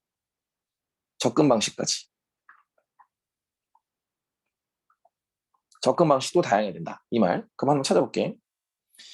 동기유발 체제가 동기유발. 동기유발도 아까 있었어야 되네. 동기유발 체계가 작동하고 맞아. 개별 오류의 평균이 큰 다수의 사람들로 구성된 집단에서 개별 오류의 평균이 큰 다수의 사람들로 구성된 집단에서 개별 오류의 평균이 크다고? 개별 오류의 평균이 커? 다양성? 모르겠다. 우선 넘겨볼게. 뒤에 동기유발 체계가 작동하고 맞지? 구성원들이 일정 수준 이상의 동일한 정보 틀렸네. 동일한 정보 빼고 다양한 정보였지? 지울게. 동기유발 체제가 존재하고 맞고 문제에 대한 지식이 없으면 안 되네. 지식이 있어야 되지? 빼고 시장 원리에 따라 집단화가 이루어지고 시장 원리라고 얘기하는 건 동기야. 동기유발이야.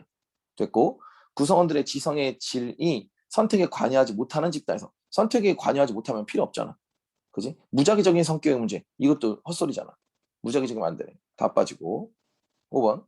정보의 질에 따라 대가가 개별적으로 제공돼. 맞아. 문제와 밀접한 관련성을 가진 분야의 다양한 해결 방식. 그러면은 밀접한 분야, 다양한 해결 방식. 그럼 조건 우선 다 지켰지. 잠깐만, 1번만 잠깐 보자. 동기유발 체계가 작동하고 개별 오류의 평균이 크다. 개별 오류의 평균이 크다라는 건 이 사람들의 오류가 크다라는 거지. 오류가 큰 다수의 사람들로 구성된 집단. 개별 오류의 평균이 크다. 편향돼 있어. 개별 오류의 평균이 크다라는 건 결국엔 뭐냐? 이거에 대해서 잘 모를 수 있다는 뜻이에요. 어이구, 뭐야? 다시 한 번만 더 정리. 개별 오류의 평균이 크다라고 얘기를 하는 건 뭐냐면 그 문제를 틀릴 확률이 크다라는 거잖아. 그지? 오류가 많다라는 거잖아. 오류가 많은 건 그렇게 좋은 게 아니야. 오케이? 다수의 사람들이 있는 건 맞기는 하지만. 그러면 지금 요게 뭐 완전히 틀렸다고 뭐 좀 그렇다 한다 하더라도 요거는 우선 확실하게 맞았다고 볼 수 있지? 그지? 밀접한 관련성을 갖고 있어야 돼. 다양한 해결 방식 갖고 있어야 돼. 그런 게 좋아. 답은 5번. 괜찮니? 오케이? 끝. 이야. 대박이야. 나 이거 계산하는 거 지금 처음 알았어. 이거 너네 계산해서 풀었니? 혹시 이거 계산 안 하고 푼 사람 있니? 얘들아? 내가 이걸 아마 거꾸로 풀었는지 어떻게 했나 나 솔직히 이선지 본 기억이 없어. 근데 분명히 이거 요번 주 월요일에 풀었거든? 근데 이선지를 본 기억이 안 나. 이거 너네 이거 무조건 계산해서 풀었니? 다? 아니야? 너 계산 안 했어? 서희는 계산 안 하고 어떻게 했니? 이거 2번 계산 안 하면 안 될 것 같은데? 값이 2가 나온다는 건 무조건 계산할 수밖에 없을 것 같은데?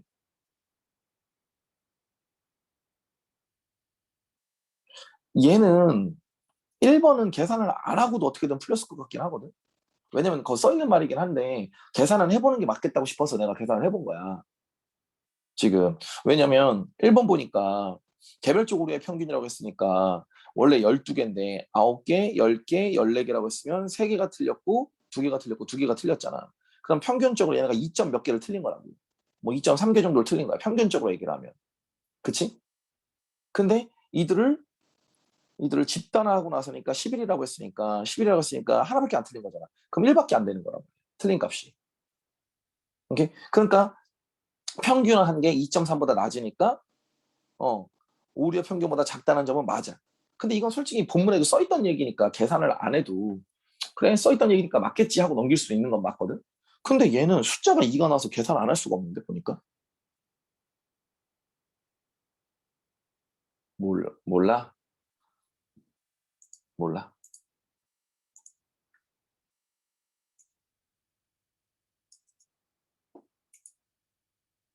자, 어쨌든 넘겨보자. 뒤에 뭐 있지? 요거 작품 요거 하는 게 맞아? 흥부전이랑 요거랑 물어보는 거야. 얘기해줘. 그거는 쉬웠습니다. 요거는 그럼 나 넘길 거야. 나 절연체가 어렵더라고. 난 절연체가 조금 어렵기는 했는데 얘가 말장난이었어. 우선 읽어볼게 요거.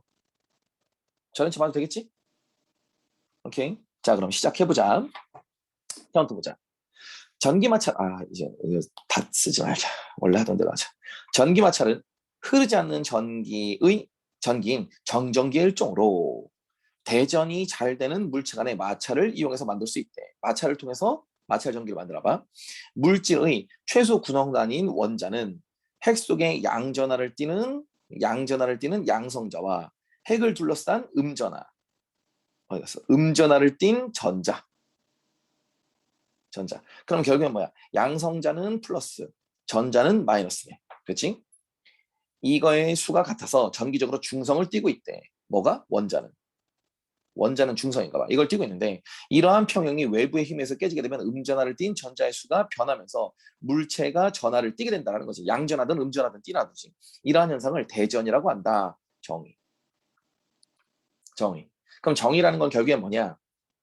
양성자가 많아지느냐 전자가 많아지느냐에 따라서 얘가 양전하냐 음전하냐는 성격을 갖게 되나 보지. 그렇지? 그걸 정전기라고 지금 얘기를 하고 있나 봐. 마찰전기. 뒷거 읽어볼게. 마찰전기는 두 물체의 마찰을 통해서 한 물체의 전자가 다른 물체로 이동하면서 바뀐다라는 거야. 아, 잠깐만. 전자가 이동했지. 전자는 아까 전에 뭐였어? 음이었지. 그지? 전자는 음이었어. 한번 읽어볼게. 전자의 이동 방향은 두 물체의 전자 친화도에 따라 결정되는데 예를 들어서 유리보다 전자 친화도가 높은 비단으로 유리를 마찰시키면 유리에 있던 전자가 비단으로 이동한다. 왜? 비단이 전자랑 더 친하니까. 비단으로 이동하기 때문에 유리는 양전하로 대전된다. 자, 유리는 양전하. 왜? 전하를 뺏겼어.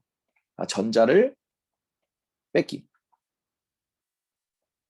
됐지? 반대로 유리보다 전자 친화도가 낮은 모피야. 그럼 유리보다 전자 친화도가 낮아. 그럼 모피는 전자 친화도가 더 낮네. 그럼 모피로 유리를 마찰시키면 유리는 음전하가 된다. 그럼 유리는 음전하가 되는 이유는 뭘 얘기하는 거? 유리는 음전하가 돼. 그 이유는 뭐야? 전자를 받은 거야. 그럼 결국엔 뭐냐? 전자가 음인데 전자가 많아지면 음전하가 되나 보다. 이렇게. 그럼 우선 요거까지는 우선 정리할게. 뒤에 거. 이와 같이 종류가 다른 두 물질이 마찰해서 접촉할 때 전자들이 빠져나가 양전으로 대전되기 쉬운 물질을 순서대로 나열하는 것을 대전열이라고 부르는데 모피, 유리, 비단, 플라스틱, 에보나이트에서 앞쪽일수록 양, 뒤쪽일수록 그럼 결국 뭐야? 친화도가 높다라는 거지. 그치? 친화도가 높다라고. 얘가 전자 친화도가 높아서 전자를 얻을 확률이 높다는 소리야. 읽어볼게. 그래서 앞쪽일수록 양으로, 뒤로 갈수록 음으로 대전되기 쉽다. 끝. 자, 밑에. 정전기 유도는 대전된 물체를 도체 가까이 가져갈 때 도체에 특정 전하가 유도되는 현상이래. 아, 다시 한 번 더. 정전기 유도는 대전된 물체라고 했잖아. 잠깐만. 자, 대전이라는 건 뭐였어? 양전하가 되건 음전하가 되건 한쪽으로 속성이 치우친 걸 얘기하는 거였지. 그지? 자, 헤이, 선생님 보자. 하나만 얘기할게. 하나만 얘기할 테니까 잘 들어. 내가 너희들 다 가까이 이런 얘기를 했었어. 우리가 예전에 수업하면 그런 얘기를 했었을 거야. 초반에 정의는 기억해라. 왜? 그 용어로 원리를 설명할 거거든. 오케이? 그러니까 그 용어를 활용해 갖고 원리를 설명할 건데 만약에 내가 그 용어가 잘 몰라.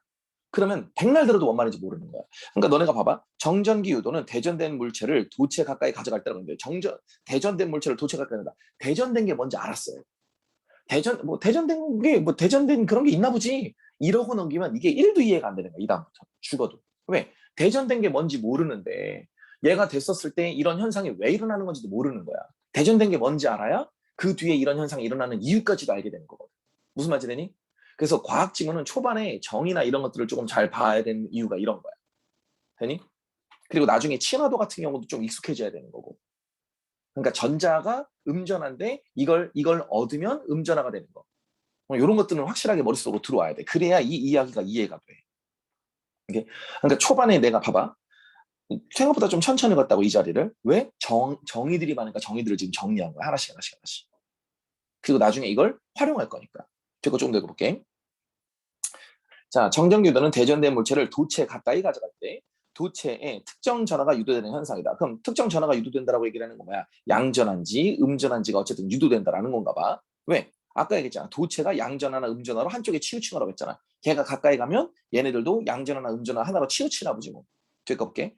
18세기에 발명된 전기쟁반과 그리고 레이턴병은 이러한 정전 유도를 이용하여 마찰 전기를 모으는 장치라는 거지. 전기쟁반은 절연체 손잡이가 달린 금속판과 에보나이트 원판이래. 원판으로 구성되어 있대. 그럼 절연체 손잡이가 달리는 금속판과 절연체인가 보죠. 뭐. 자, 먼저 에보나이트 원판을 모피로 마찰하여 대전시키는. 자, 그럼 이제 에보나이트를 모피랑 했대. 그럼 생각해봐. 에보나이트가 있고 모피가 있단 말이야. 모피보다는 누가? 에보나이트가 친화도가 더 높지. 전자. 그럼 전자를 받은 거야. 그럼 에보나이트는 결국엔 뭐가 되는 거야? 음전화가 돼야 되겠지. 그지? 음전화가. 왜? 전자를 받았을 테니까. 모피에 있는 전자를 받아서 얘가 음전화가 됐다고. 그럼 에보나이트 원판은 음이야. 되니? 대전시킨 위에 도체인 금속판을 얹었대. 그럼 이 금속판이 뭔가 일이 벌어지겠지. 아까 전에 얘기했잖아. 어떻게? 특정 전하가 유도된다고 했댔지. 그럼 읽어볼게. 금속판을 얹으면 금속판 아랫면은 에보나이트 원판과 반대의 전하가. 그럼 아랫면은 에보나이트 에보나이트 반대니까 얘는 플러스겠지. 그지? 윗면에는 원판과 같은. 윗면은 그러면 음이겠지. 원판과 같은 거. 음전하가 모인다. 이후 금속판 위편에 손을 대서 접지하면 접지? 밑에 뭐라고 써 있어? 접지.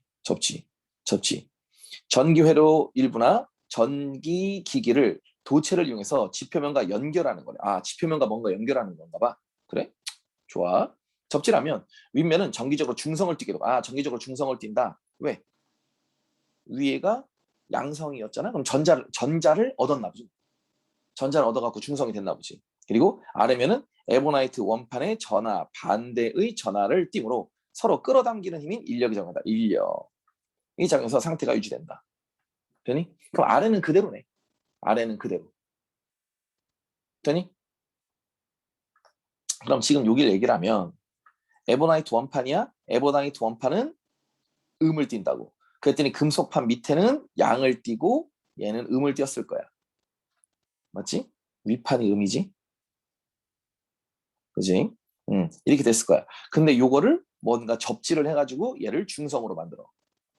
얘를 중성으로 만들고 얘는 아직도 양성을 유지하는 거지. 근데 이게 밑에 있는 음이랑 해가지고 서로 어떤 인력, 끌어당기는 힘을 땡기나 보지. 막 붙으려는 그런 힘이 생기나 보지. 뭐 자석 같은 그런 힘. 자, 그러면 뒤에 거 보자. 유지된다. 끝. 레이턴병은 바로 딴 거 나오네. 존내 쿨한 애들이네, 애들.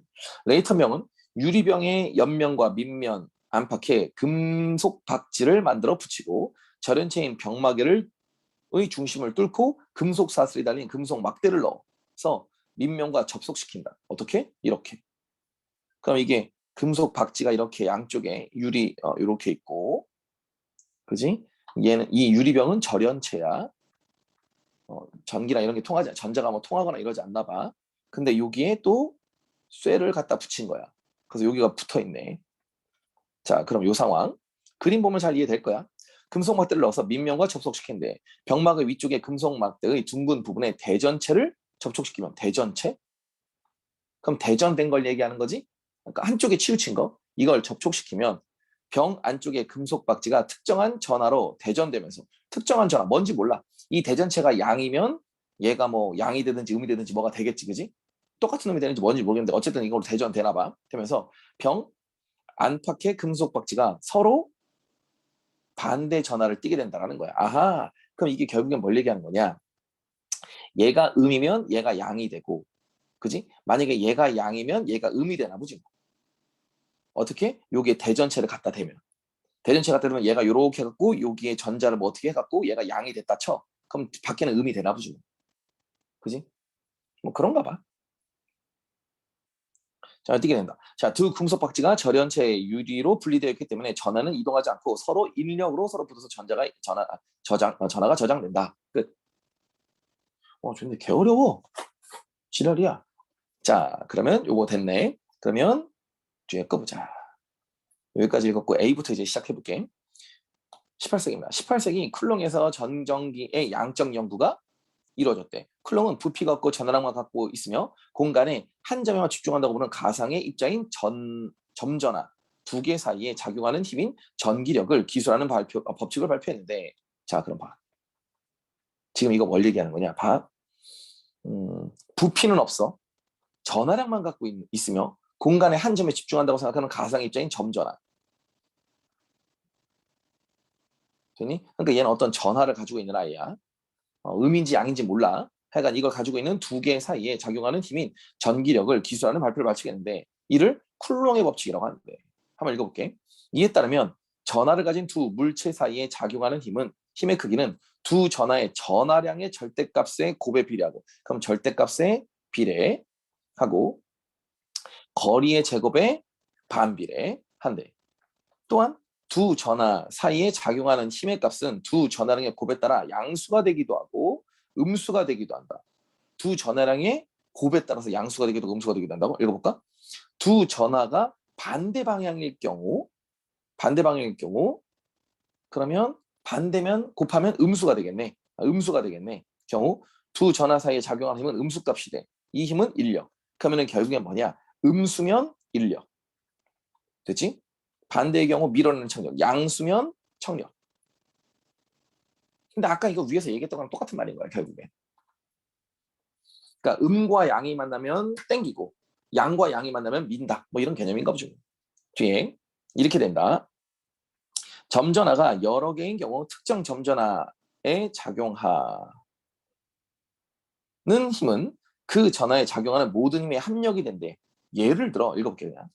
A, B, C 세 개의 전하가 순서대로 일직선으로 나란한 거리로 떨어져 놓았을 때 점전하 B가 작용하는 힘은 B가 A와 C 각각부터 받은 힘을 쿨럼b 법칙을 통해서 계산한 후 두 힘이 같은 방향으로 작용할 때는 더하고 반대 방향일 땐 뺀다. 합력을 구해서 어쩌고저쩌고 이를 위치할 수 있대. 끝.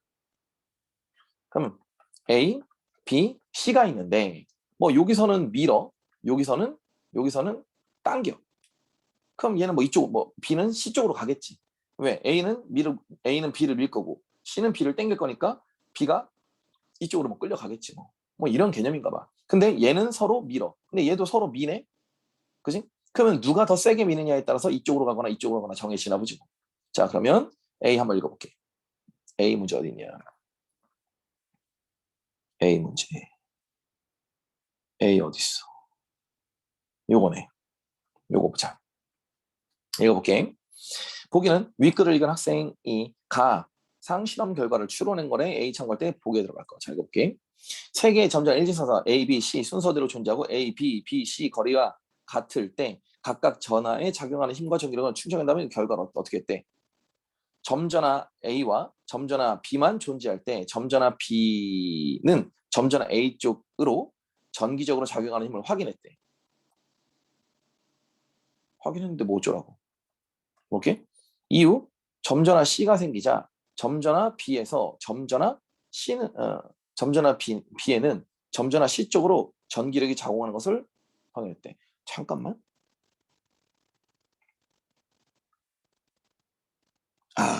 오케이. 자, 정리할게. 여기 써 있었구나.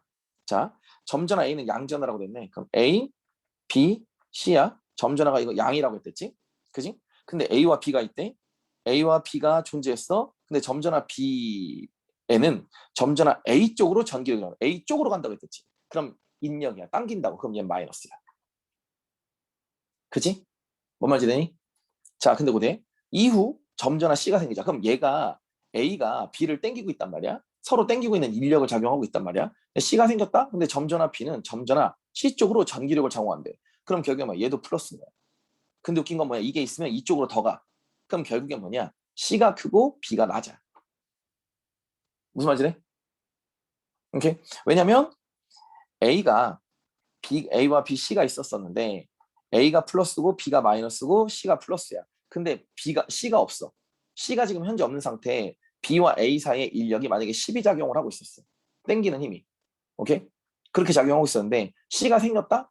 그러니까 웃긴 게 뭐야? 이쪽으로 인력이 20이 작용을 하는 거야. 그러니까 B가 이쪽으로 더 가겠지. 무슨 말인지 되니? 오케이? 그럼 결국에 뭐야? 얘가 전하량이 더 많다는 소리겠지. C가.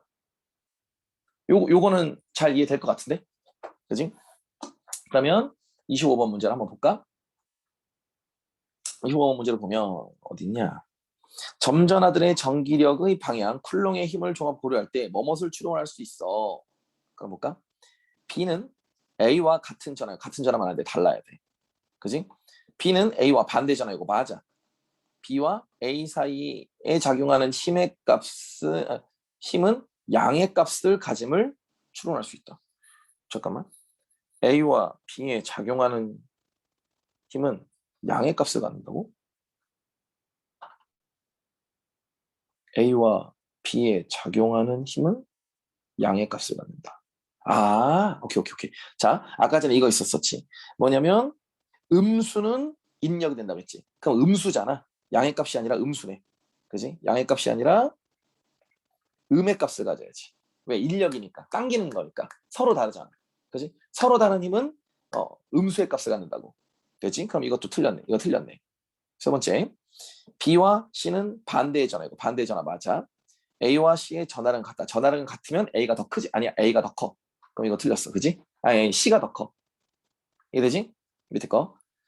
C와 A는 같은 전화이고 맞아. 얘 둘 다 플러스 플러스였지? 이거 A보다 C의 전화력이다. 그러니까 C의 전화력 그러니까 C 쪽으로 더 많이 당겨졌겠지. 이거 맞다.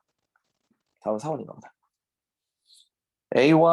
C와 A는 반대. 아니 반대면 안 돼. 같은 전화여야 돼. 아까 얘기했던 것처럼 A, B, C인데 A를 우리가 양이라고 받고 B를 음이라고 받고 C가 양이라고 받는데 이 둘의 전화량 우리가 절대값으로 그냥 가상의 값으로 얘기하면 서로 당기는 힘이 10이고 당기는 힘이 20이라고. 그러니까 얘 전화량이 더 크겠지.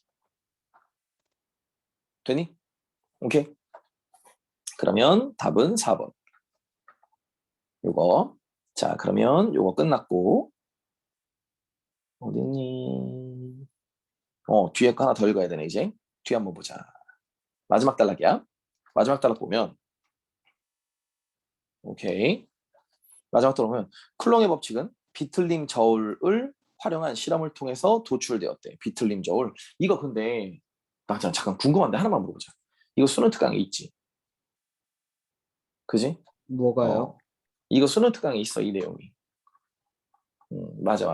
그냥 해보자. 그러면 자, 비틀림 저울이네. 쿨롱은 절연막대의 한쪽에 대전된 금속공 A를 다른 쪽에는 평형을 맞추는 추를 달았대. 이거 별로 중요한 게 아닌가 보다. 두 막대가 내부가 보이는 유리통 안에 금속실로 매달았대. 좋아. 이 유리 원통에는 절연막대의 회전각을 추측하는 눈금이 있으며 회전각 얼마나 회전하는지 눈금이 있으며 금속공 A에 전하를 보내기 위해 금속공 A 근처에 고정되어 있는 다른 금속공 B를 장치한다. B. 이 상태에서 금속공 B를 A와 같은 전하를 띄면 밀어내겠지. 그지? 청력이 생기겠지. 밀어내. 하면 B와 A 사이에는 밀어내는 힘이 작용해서 절연막대가 수평으로 회전한다. 회전하겠네. 그럼 회전하면 어떻게? 각을 찾을 수 있겠다. 이에 따라 절연막대가 연결된 금속실이 비틀리게 되는데 금속실은 원래 상태로 되돌아가는 복원력. 그렇지. 금속실에 복원력이 있어. 돌아가고 싶단 말이야. 그냥 계속 빙글빙글 돌지 않는다고. 오케이? 복원력이 작용하기 때문에 두 힘의 평형을 이루면서 막대가 정지한다. 되니? 이 지점에서 눈금과 B가 전하를 뛰기 이전에 두 공이 정지한 상태에서의 눈금과 비교하여 회전각과 힘을 측정할 수 있대. 쿨롱은 이와 같이 두 공에 작용하는 전하량을 2배, 3배, 4배로 들리면서 힘을 수치화했다. 끝. 자, 이 말은 무슨 말이냐? 이거 그림을 한번 그려볼게. 그림을 그려보면 자, 그냥 유리병 내가 네모나게 할게. 유리병이 이렇게 있어. 근데 여기에 금속실로 이렇게 한 다음에 절연체 해갖고 A를 넣었어. 그리고 여기는 추야. 추를 이렇게 걸었어. 그리고 여기다가 B라는 아이를 놓은 거지. 밀게 한 거야. 그러니까 얘가 어떻게? 빙글빙글 돌아. 얘가 빙글 돈다. 얘가 뭐 이쪽으로 돌거나 뭐 이렇게 돈다고 할게. 이쪽 방향으로 돌아. 회전하겠지 각으로. 근데 재밌는 건 뭐냐? 얘가 복원력이 있어. 못 돌게 하는 그런 힘이 있단 말이야. 너네 왜 그런 짓 되게 많이 하잖아. 이게 내가 요즘 애들한테도 보는데 슬리퍼 가방이 있어. 잠깐만. 이야, 여기가 옷방이라 천만다행이다. 여기 있다. 자, 봐. 네, 슬리퍼 가방이야. 이거 뭐냐, 이렇게. 자, 이게 슬리퍼 가방이라고? 그럼 너네가 슬리퍼 신발 이렇게 들고 다니다가 무슨 돼? 이거 바로 찬다? 그럼 이게 빙글빙글, 이게 꼭 맨날 이렇게 차. 괜히 차면서 돌아다닌다고 애들이 이렇게 찬다고. 근데 차면 이게 빙글빙글 돌지. 회전. 근데 웃긴 게 뭐냐? 이 끈이 복원력이 있기 때문에 얘를 원래로 되돌리려고 한단 말이야, 항상. 오케이? 되돌리네. 근데 웃긴 건 여기에 청력을 적용하는 애가 있으니까 얘가 자꾸 이렇게 돌려고 한단 말이지. 이만큼 돌려고 그래. 근데 이 끈이 얘를 다시 본래로 옮기려고 그래. 근데 얘는 자꾸 얘를 돌리려고 그래. 그럼 이 둘이 균형을 이루는 그 자리에서 얘가 서겠지. 무슨 말인지 되니? 오케이? 그럼 이게 그 청력에 관련된 어떤 힘을 이야기하는 거야. 되니? 자, 그러면 요거. 그럼 요 상황에서 요 정도면 됐지? 그래서 그 각도가 어느 각도냐에 따라서 전하량에 의해서 힘이 어느 정도가 생기는구나 라는 걸 안다라는 건가 봐. 자, 그러면 문제 바로 풀어보자. 22번 문제부터 그냥 쭉쭉 풀게. 요거는 그냥 풀어도 될 것 같아. 윗글에서 답을 찾을 수 있는 것에 해당하지 않는 거. 그럼 윗글에서 없는 내용 찾으라 이 말인 게. 첫 번째 보자. 마찰 전기는 어떤 방법으로 생성할 수 있을까? 마찰 전기? 비비면 되지 뭐. 비비면. 친화도가 높은 거 낮은 거에 따라서 음전화 양전화가 달라지는 거니까. 됐지? 대전된 물체가 가진 전하량을 어떻게 구하나? 전하량을 구하는 건 몰라. 양전화가 되냐 음전화가 되냐 알 수 있는데 전하량이 얼마나 되는지에 대한 건 잘 몰라. 두 번째, 레이턴벽에서 절연체인 유리를 사용하는 이유는 무엇일까? 전류를 통하지 않게 하려고. 전류가 통하면 얘네들이 다시 중성이 될 테니까. 됐지? 종류가 다른 여러 물질 간의 대전열은 어떤 기준으로 결정되는가? 아까 얘기했던 것처럼 친화도, 전자 친화도. 전자랑 얼마나 더 친하려고 하느냐. 요거. 세 개의 전하가 있을 때 특정 전하에 작용하는 전기력은 어떻게 구할까? 잠깐만, 무슨 말이야? 세 개의 전하가 있을 때 특정 전하에 작용하는 전기력? 이게 뭐야? 세 개의 전하가 있을 때 특정 전하에 작용하는 전기력? 이거구나. A, B, C 뺀다고? 아까. 그지? 어디 썼냐면 요거.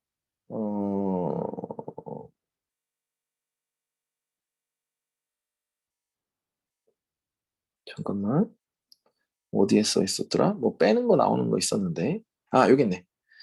세 개의 전화가 순서대로 일치된 나는 데서 거래됐을 때 비전화 작용해서 악정에서 반응으로 클론 계산해서 한쪽에서 더하고 빼고 구한다고 해서 구할 수 있다. 요 자리지. 요거 얘기하는 거네. A, B, C 얘기. 오케이. 그러면 요거 됐고. 답은 2번. 베닝. 자, 그리고 기억에 대한 이해로 가장 적절한 것. 기억이래. 기억 한번 볼게. 기억 어딨어?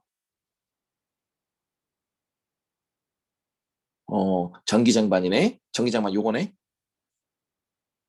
한번 읽어볼게. 이거 내가 지랄 같았다고 했지. 빨리 할게. 우선 보자. 기억에 대한 이해로 가장 적절한 것을 찾으시오라고 했어. 첫 번째, 에보나이트 원판 위에 얹은 금속판은 원판의 전하를 재배치하여 전기적 평형을 깬다. 솔직히 말하면 나 잘 모르겠었어. 이게 뭔 소리야. 모르겠더라고. 뒤에 모피 대신에 비단으로 에보나이트 원판을 만체시켰다면 원판은 양전을 띠는다. 아니, 이건 확실하게 X를 쓸 수 있을 거야. 왜냐면 여기 보면 에보나이트가 있고 모피가 있는데 이거 대신에 비단을 썼어. 그래도 에보나이트는 음이야. 당연한 얘기지, 그지? 이건 너무 당연해. 그래서 이건 2번은 지웠을 거야. 2번은 지워. 3번, 에보나이트 원판을 모피로 마찰시켰어. 그럼 에보나이트의 전자가 모피로 이동한다. 아니, 전자는 에보나이트와. 그래야지 얘가 음전화가 되지. 그지? 전자가 에보나이트랑 더 친하니까. 그럼 이것도 틀렸어. 됐지? 금속판의 윗면에만 손을 대서 접지 않은 것은 금속판에 한 종류의 전하를 모으기 위해서이다. 그러면은 금속판 위쪽에 접지를 했어. 그럼 금속판에 한 종류의 전하만 모은다는 건 뭐냐? 금속판 이렇게 있었잖아. 그럼 아까 전에 보면 금속판 어떻게 했냐? 밑에가 플러스. 금속판 밑에가 플러스고 위에가 마이너스였단 말이야. 그지? 근데 여기를 절연을 함으로 인해서 이게 중성이 된다고. 그럼 금속판이 어떻게 돼? 플러스가 돼버리지. 무슨 말인지 되니? 그러니까 요 얘기를 하는 거였어. 그래서 이게 뭐야 해갖고 내가 이게 솔직히 헷갈렸던 거고. 그래서 내가 1번이 뭔 말인지 모르겠고 4번이 뭔 말인지 모르겠어서 조금 애매했었거든. 그래갖고 내가 틀렸었던 거였어.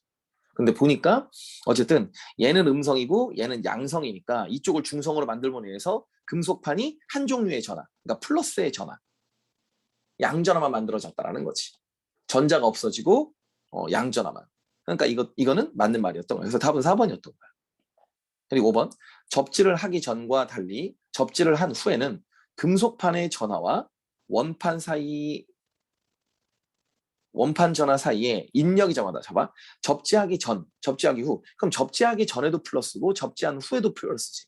근데 에보나이트는 마이너스였고. 그러니까 결국에 뭐야? 땡기는 인력이 있었단 말이야. 그러니까 접지하기 전과 달리가 아니라 접지하기 전에도 인력, 접지한 후에도 인력. 틀린 거지. 그래서 확실히 2번, 3번, 5번은 깔끔하게 지워지는 거고 1번과 4번이었는데 1번 우선 보잖아. 그럼 봐. 에보나이트 원판 위에 얻은 금속판은 원판의 전하를 재배치해서 정정 평형을 깬다. 아니, 에보나이트 원판은 계속 음전하였거든. 계속 음전하였거든. 계속 음전하였고 위에 그 금속판을 얹는다 한다 하더라도 에보나이트는 계속 음전하였던 게 맞잖아. 그치? 그래서 이것도 틀렸던 거야. 정기적으로 뭐 재배치하거나 말거나 이러지 않았어. 에보나이트는 계속 음전화를 띄어. 뭔 말인지 되지? 괜찮지, 그지? 나는 개인적으로 요 문제가 좀 지랄이었어. 얘는 엄청 고민하고 문제를 풀어봤는데, 이건 좀 잘 그러니까 풀리기는 풀려. 요거는. 자, 우선 시작해볼까? 윗그릇 바탕으로 보기를 이해하는 적절하지 않은 것을 찾으셔서 이거야. 자, 축전기는, 이게 축전기인가 봐. 축전기는 두 금속판에서의 정전기 유도 현상을 이용하여 대전된 전하를 모아두는 장치이며, 그지? 이 축전기에서 전하를 저장하는 것은 충전이라고 한다. 됐지? 왼쪽의 그림은 축전기와 전지가 있는 전기 회로를 나타낸 것이고, 그럼 전지야. 오케이?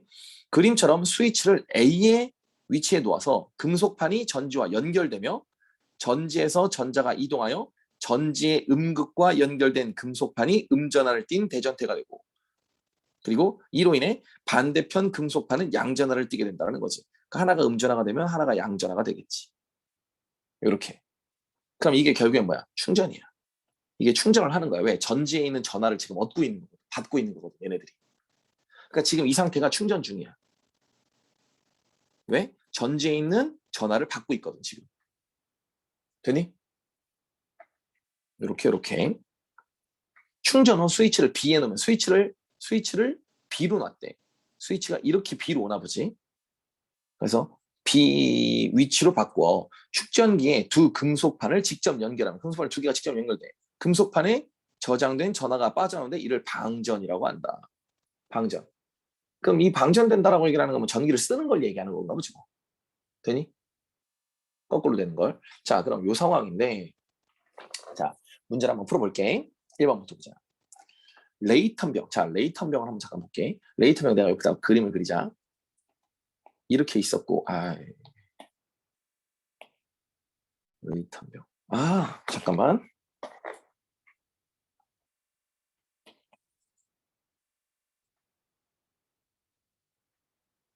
어?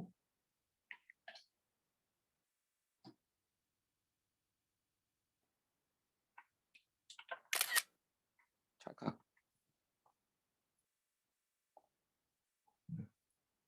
그래서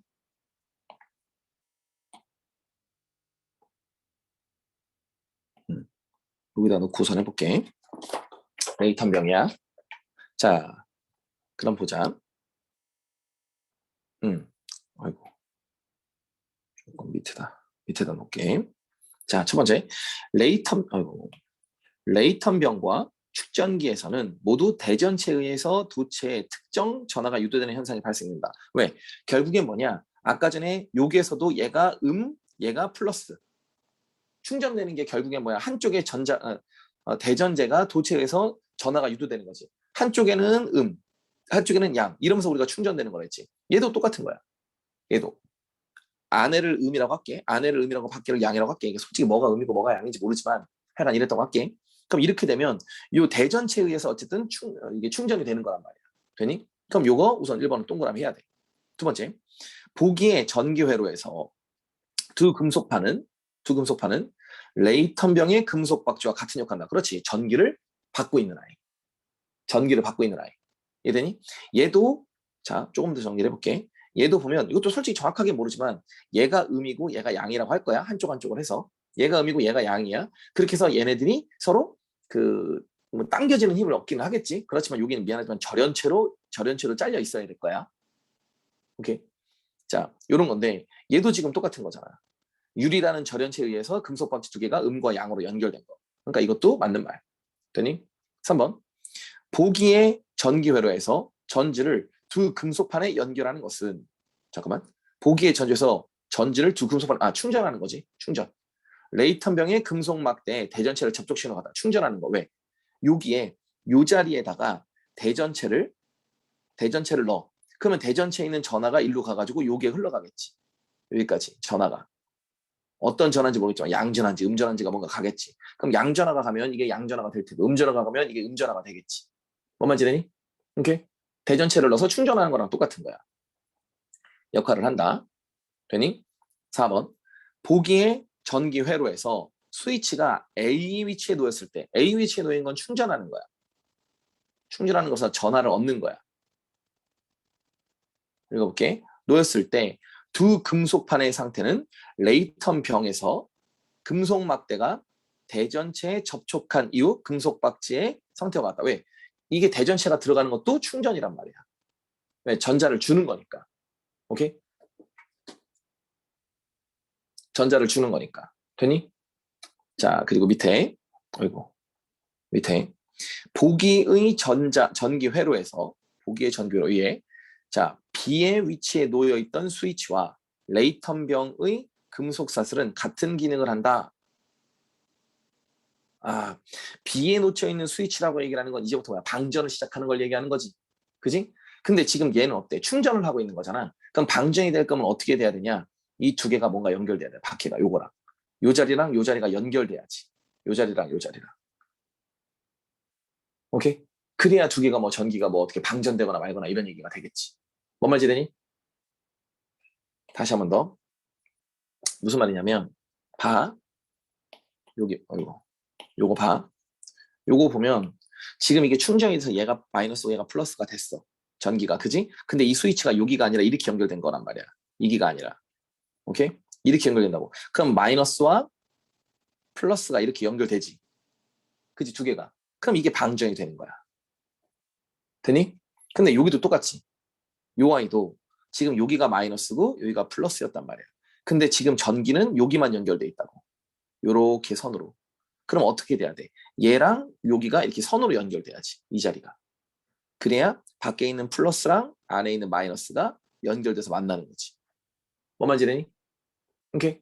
그러니까 같은 상태가 될 거면 요 동그란 금속 막대에 쇠로 뭔가 연결해갖고 여기를 연결해야지. 도체로. 되니? 이게 내가 과학 설명을 하고 자빠졌네. 하여간 요런 거야. 그러면 끝. 그래서 요게 답이 5번으로 가는 게 맞을 거야. 요거는 좀 논리적으로 보니까 좀 맞아. 두 개가 어쨌든 연결된 걸 찾아야지 라고 생각하면 요게 딱 맞을 거야. 됐지? 자, 그리고 25번은 아까 내가 풀었던 거 같지? 좋아, 25번은 풀었어. 26번은 추론이네. 한번 풀어볼까? 추론을 볼게. A와 E 추론 내용으로 적절하지 않은 것을 찾으시오라고 선 얘기를 했어. 잘못된 거래. 자, A가 뭐야? A가 뭐야? 고정되어 있는 다른 금속공 B를 장치한다. 그럼 이건 결국에 뭐야? 청력에 의해서 걔를 밀어내기 위한 거지? 청력에 의해서 걔를 밀어내기 위한 거. 아까 전에 요거 이렇게 있는데 옆에 뭐가 와갖고 얘가 이렇게 빙글 돌게 만들어주는 그 아이지? 자, 그럼 볼게. 예를 보면 금속실의 복원력에 영향을 주는 외부 요인을 답은 1번 끝. 금속실의 복원력이랑 아무 관계 없잖아, 이건 그 막대가 옆으로 돌게 만들어주는 놈인 거잖아. 뭐 말인지 되지? 그지? 그러니까 헛소리야. 틀렸어. 답은 1번. 더 안 봐도 돼, 솔직히 이거. 혹시 모르니까 뒤로 조금 볼까? 자, B를 봐. B는 뭐니?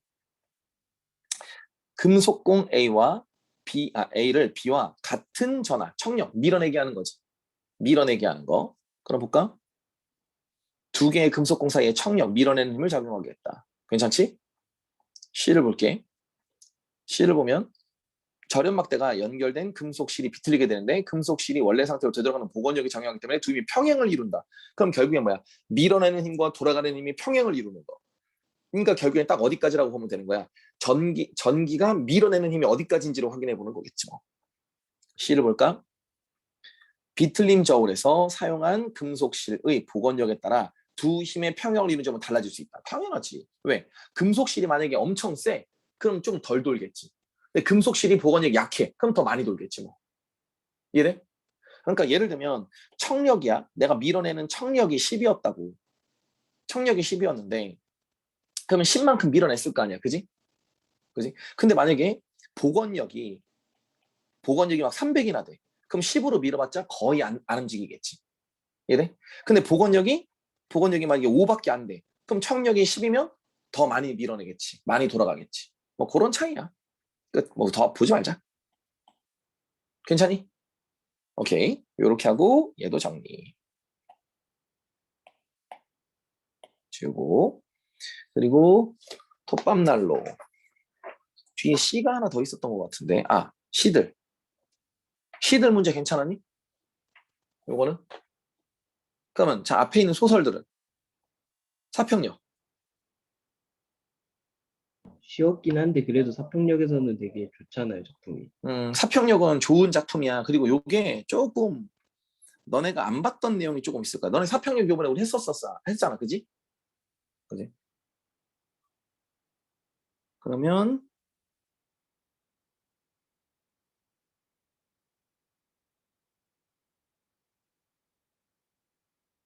그냥 읽자. 사평력 쉬운 작품인데 그냥 한번 잠깐 볼게. 요건 사평력은 잠깐 한번 읽어보자.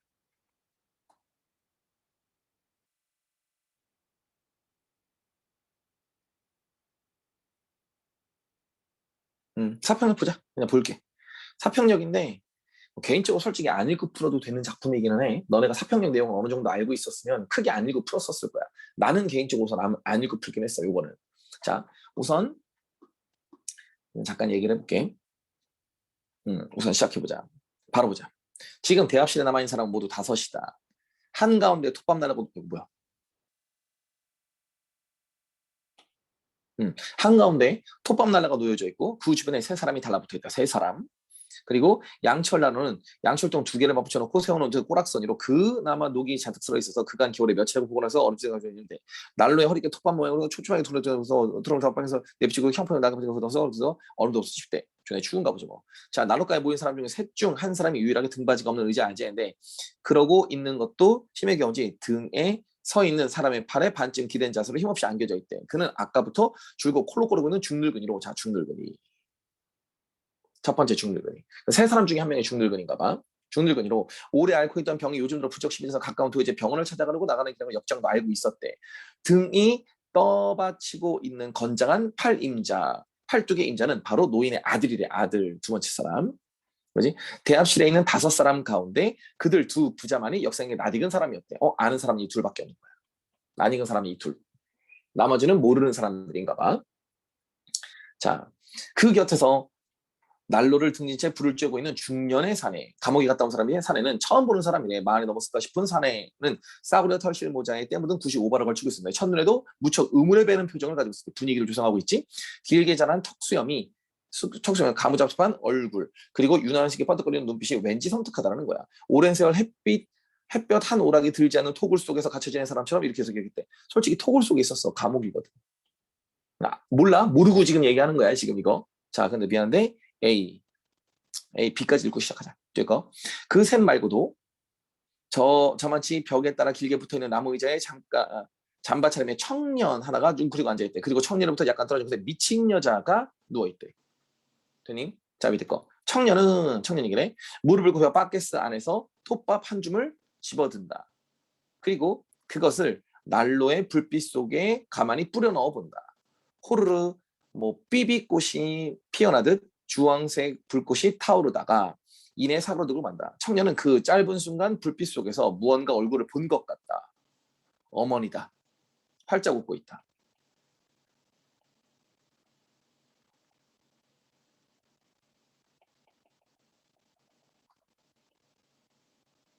굉장히 중요한 거지. 전적 측간의 청년 입장이지. 왜? 여기 봐. 뭐뭐 한 것 같다고 했지. 이건 역장 입장이잖아. 되니? 그래서 시점을 맨날 확인하라고 얘기하는 것들 중에 중요한 게 전적 작가가 특정 인물이 달라지면 되게 조심해야 된다. 지금 이거 같은 경우는 청년을 그 중년의 사내를 보고 나서 역장이 느끼는 심리에 관련된 이야기가 나온 자리고, 그리고 밑에 있는 자리는 청년에 관련된 이야기를 하면서 청년의 심리를 아예 얘기를 하고 있지. 둘 다 전지적 작가인데 하나는 역장을 중심으로, 하나는 청년을 중심으로 이야기하고 있다는 거. 그게 아마 이 뒤에 문제가 있었던 거야. A, B. 그러면 요게 답. A는 B와 달리 서술자의 특정의 시선을 통해 같은 공간에 위치한 사람의 모양을 묘사하고 있다가, A는 B와 달리 서술자가 특정 인물의 시선을 통해서 공간에 위치한 다른 인물의 외양을 묘사하고 있다. A는 외양 묘사한 게 맞지. 큰 문제가 없었을 거야. 답이 4번이었던 것 같아, 내 기억에. 서술자. 되니? 오케이. 그럼 얘는 됐고, 뒤를 조금 더 읽어볼까? 자, 다시 한 점 집어넣는다. 여기서부터 시작할게. 다시 한 점 집어넣는다. 이번엔 아버지와 동생들의 모습이 보였다. 청년이지. 또 한 점을 조금 흩어본다. 친구들과 노 교수의 얼굴. 그리고 강실의 피의자와 잔디밭 풍경이 떠오르시간다. 음울한 표정의 중년 사내는 대학생이 앞으로 톱밥을 뿌려놓은 것으로 옷을 계속 죽어보고 있는 참이다. 대학생의 얼굴을 주고 상기되어 있었대. 됐고, 이 젊은 친구는 어쩌면 좋은 꿈을 꾸는지 모르겠군. 그러면서도 사내 역시 톱밥 한 쪽을 꺼내낸다. 자, 잠깐. 누구야?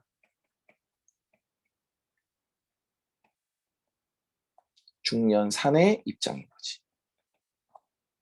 중년 사내 입장. 그치? 얘 좋은 꿈을 꾸고 있는지도 모르겠군. 걔 쳐다보면서 지금 얘기하는 거잖아. 심리 상태. 그러면서 톱밥 한 줄 건데. 그러고는 대학생이 하듯 달아오른, 그럼 잠깐, 이 대학생이 누구야? 청년이야. 청년을 대학생이라고 지금 설명하고 있다. 말 바꿨네. 하듯 달아오는 난로에 톱밥을 뿌려준대. 호르르 역시 비빌것이 환히 피어오는데 사내에는 불빛에 누군가의 얼굴을 얼핏 본 것 같아. 허씨 같기도 하고, 허씨.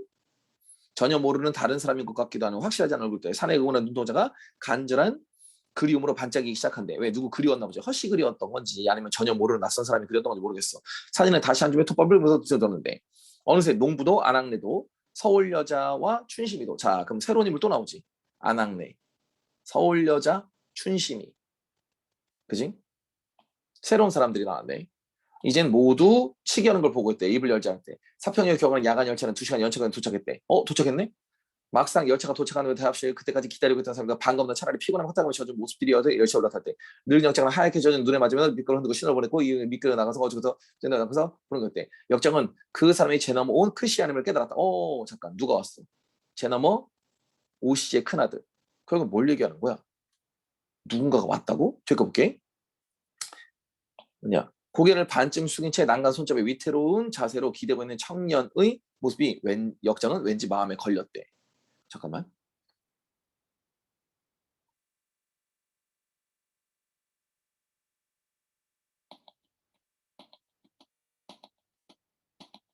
우선 넘겨보자. 우선 읽어볼게. 걸렸대. 이내 어쩌고저쩌고 사라졌대. 한동안 열차가, 그러니까 무슨 말이냐면 고개를 반쯤 숙인 채 난간 손잡이 위태로운 자세로 서 있는 청년 있잖아. 그지? 얘가 얘야. 큰아들이야. 얘가 얘야. 청년인 거 모르는 것처럼 하더니 얘였나 보네. 뒤에 한동안 열차가 되면 어둠을 누군 열차는 숙기사인 털어내며 대합실 들어갔대. 나로를 꺼야하기 때문에 거기에 역장은 뜻밖에도 그 여자는 한 사람을 발견했대. 미친 여자였대. 미친 여자 또 나왔네. 자, 지금껏 난로를 가져왔던 유일한 사람이었대. 그녀는 이제 난로 도착한 지 아까 병든 사람이 앉았던 의자 비스만 잠들어 있었대. 그녀의 집이 어디며 또 어디서 왔는지 역장은 전혀 모른대. 다만 이따금 그녀가 이 마을 찾아왔다가 열차를 타고 떠나곤 했다는 정도만 기억할 뿐이었대. 오늘은 왜 이 여자가 다른 사람들을 따라 열차를 타지 않았나 하고 역장은 의아하게 생각했대. 아마 이 여자에겐 갈 곳이 없는지도 모른대. 그녀에게 있어서 출발이라는 것은 이 하룻밤, 아니 단 몇 분 동안이나마 홀고 누울 수 있는 이런 것들가 까닭이니라. 걱정스러웠대. 취해서 얼어 죽지 않을까 걱정됐대. 그래서 잠깐 흘러간다 신기했대. 꿈이라도 꾸는지 웃었대. 거참 난감하건 어떻게 하지? 해서 얘는 톱밥날을 더 뿌려주고 끝. 되니? 뭐 크게 얘기할 거 없어. 쭉쭉쭉 읽고 넘기면 돼. 자, 그러면 문제. 쭉쭉 풀어볼게. 27번 문제 풀어. 27번. 자, 윗글에 대한 이해로 적절한 것 찾으시오. 자, 역장은 아픈 노인과 그 아들이 눈 오는 밤에 기차를 타고 가려는 것이 어딘지 궁금했다. 궁금했다? 병원에 간다라는 걸 알고 있던 거잖아? 그지? 병원에 가고 있는 거 알아서 그냥 얘기했는데 뭐 궁금한 거라고 얘기할 필요가 없지? 두 번째, 청년은 고향에 두고 온 가족의 소식을 듣고 난로가에 모인 사람 기울였다 아니, 청년은 그냥 난로가에 있지 않았어. 그냥 좀 멀리 떨어져 있었었고, 그지? 지생각, 이런저런 지생각하고 있었지, 나중에는. 서울 여자와 춘심이는 중년 사내가 대학생을 따라 치기 어린 장난을 치자 은근히 핀잔 주지 않았어. 그냥 조용히 보고만 있었어. 미친 여자는 불을 쬐게 난로가에 가까이 다가가 기차를 기다리는 사람이 눈초고 받았다. 아니, 원래 멀리 떨어져 있었지. 그들이 가고 나서 난로가에 가까이 왔어? 이것도 헛소리. 역장은 가끔 마을을 지나는 미친 여자가 다른 여자가 달리 기차를 타고 가는 그 이상한 사람. 그대로 써 있었지 뭐. 그지? 요 뒷줄에 어디 써 있었잖아. 오늘은 이 여자가 왜 다른 여자를 타지 않았을까? 여자는 의아하게 생각했다. 아마 갈 곳이 없는지도 모른다. 그지? 의아한 건 맞네. 답은 5번. 내용 문제. 톱밥난로를 중심으로 이야기한 거 적절하지 않은 것을 찾으시오라고 했는데, 볼게. 톱밥난로 위로가 되는 거잖아. 서로 관련성이 없는 사람들은 한 자리에 머무르게 한다. 맞아. 좋네, 좋아. 상념에 잠기게 하는 거. 두 번째, 톱밥난로는 특정 인물에게 과거의 상처를 상기시켜서 대합실 안에 각박한 현실의 공간? 아니, 완전 반대. 따뜻한 공간. 헛소리. 이거 사평역이라는 작품의 제목만 알아도 볼 수 있겠다. 넘길 거야. 그럼 29번 문제 정리됐지? 뒤에 30번. 보기 한번 보자. 사평역에서 사평역에는 눈 내리는 겨울밤에 간이역 등장한데 이들은 모두 저마다 사연하는 채 어둡고 지친 표정 완연치가 기다리고 있는데 현대사회에서 그늘 속에서 소외되어 있는 피로, 체념, 고단한 삶을 살아가는 사람들. 작가는 이러한 인물들의 모습을 연민 어린 시선, 또 열차를 타고 떠나는 이들의 허탈하면서 위태로운 모습을 통해서 힘겨운 여정이 지속되는 비극적인 전망. 자, 그럼 잠깐. 자, 이렇게 하자. 그럼 다시 한번 더 줄체될까 모서 얘기해 볼게. 사평역에서는 눈이 내리는 겨울밤 시골의 한 간이역 대합실에서 좀처럼 오지 않는 열차를 기다리는 사람이 등장한대. 필요 없지?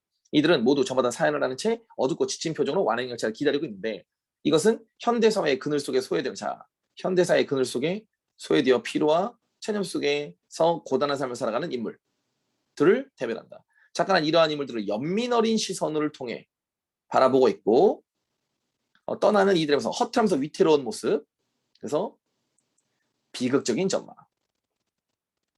그러니까 이들이 행복하거나 편하거나 뭐 이러진 않을 거야. 이렇게 얘기를 하는 그런 작품인가 보다. 자, 그러면 시작해 볼게. 1번. 중늙으니 줄고 콜록콜록거려 아파. 이런 모습과 산에 무척 의물하게 배는 모습. 고단한 삶. 완벽하지? 동그라미. 2시간에 연착한 열차에 올라타면서 반가움보다는 차라리 피곤함과 허탈감이 줬어. 왜? 이들의 삶이 허탈하니까. 삶이 없어서 현실에 대한 기대보다는 피로에 익숙해지는 거. 딱 맞지? 현실이 기대되지 않아. 한번. 고개를 반쯤 숙인 채 난간을 위태롭게 잡고 기대어 있는 청년이야. 인물의 여정이 밟지 못하고서 암시적으로 드러낸다. 왜? 아까 전에 얘기했잖아. 비극적인 전망. 동그라미. 대합실에 남아 의자에 비스듬히 잠들어 있는 미친 여자, 걱정스레 바라보는 여장의 모습은 소외된 인물, 연민 어린 시선. 너무 완벽하지. 역장은 때국물에 젖은 여자의 입술 한 귀퉁에서 보게 된 한 조각의 웃음은 고통스러운 삶에 대한 자주적인 태도를 드러내고 있다 이랬지. 너네 본문 읽으면 알겠지만 얘가 자다가 웃고 있는 거야. 뭐 좋은 꿈이라도 꾸나 웃고 있네 이랬지. 그럼 자조라고 얘기하면 안 되지. 좋은 꿈이라도 꾸나 웃고 있느라고 했으니까 요거 끝. 우와. 되니? 뒤에 이거 시들은 필요 없니? 이게 시가 근데 아는 시들이 조금 많네. 요 시는 너네가 아는 시고 느미오마걸도 확실하게 아는 시고 요거 요것도 근데 원래 아는 시긴 할 건데 야 나갔다 김수장. 우리 저번에 수업하면서 김천택 기억나지? 한 명 더 있는데 기억이 안 나네 내가 이랬지. 기억나? 그게 김수장이야. 그게 김수장입니다. 김천택 김수장 둘 다 중인 계층인데 시 되게 많이 썼던.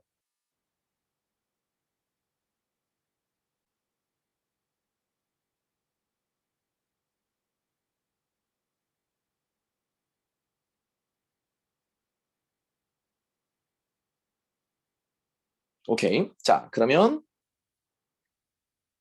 우선 요렇게 뭐 C는 됐다. 넘기자 이거. 아닌가? 요것만 읽어줄까? 요거. 요 C는 조금 지랄 맞을 건데. 요건 C 한번 읽어볼게. 요거. 자, 우선 요 시를 한번 보자. 보면 뭐 별시는 아니야. 씨앗이 남편의 첩이래. 읽어보잖아.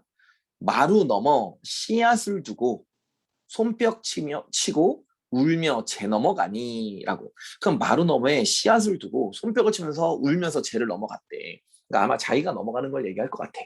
내가 지금 슬프잖아. 왜 남편이 지금 바람 핀다고 하면 조금 그런 거야. 첩이 있는 거니까. 그 당시에는 뭐 첩이 있을 수 있었으니까 넘어가니까 고광대실 높은 집에 화문 등매 보료 깔고 화문 등매 꽃무늬 돗자리야. 좋은 거지 긍정이지. 이것을 깔고 씨앗이 마주 앉아 섬섬옥수에 애후르쳐 앉고 얼그러지고 뒤틀어졌다. 그럼 이건 결국에 뭘 얘기하는 거냐? 고광대실 높은 집에 아름다운 돗자리 깔아놓고서 그 뭐야 씨앗이랑 신나게 놀고 있는 거. 남편이 뭐라고 할까? 첩이랑 뭐 즐겁게 놀고 있음. 이걸 지금 보고 있는 거야. 이걸 지금 보고 있는 거지. 그러니까 남편이 첩이랑 바람 이러고 있네. 내가 가서 봤더니 신나갖고 막 둘이 이렇게 하고 있는 거야. 그걸 보고 좀 화가 났겠지. 근데 그때 투어라 팔간 용대장에 전오전백 노듯하니 이게 뭘 소리야? 옛날에 연애절에 즐겁게 노는 것, 신나게 노는 것 같으니 나는 이 밤 세우기 어려워라. 그러면 이 밤을 세우기가 어렵다. 그러니까 뭐야? 밤에 잠이 안 올 거야. 속이 터질 것 같아. 뭐 이런 얘기인가 보지. 그니? 그럼 뭐야? 남편이 딴 여자가 생겼어. 근데 이 딴 여자가 생겨가지고 이게 어떻게 됐나 싶어갖고 내가 쟤를 넘어서 가봤더니 높은 집에 아름다운 뭐 인테리어를 해놓고서 거기서 신나게 놀고 있네. 와, 내비둬라 저렇게 신나게 놀고 있네. 나 오늘 밤에 잠자긴 글렀네. 이 얘기인 거야. 속이 상하다. 뭐 이런 얘기. 그래서 개인적으로는 솔직히 뭐 이렇게 너네가 또 볼 만한 작품은 아니야. 오케이. 자, 우선 이렇게 여기까지 우선 먼저 하고, 자, 우선 요렇게 하고 우선 먼저 정리는 할게. 요렇게 하고 우선 정리. 이렇게, 와, 혹시 만약에 더 필요한 거 있는 사람 있으면 나한테 따로 얘기해줘라. 오케이? 질문할 거 있는 사람 있는 거 있으면. 근데 앞에 있는 것도 보니까 문제가 좀 전체적으로 좀 쉬웠어.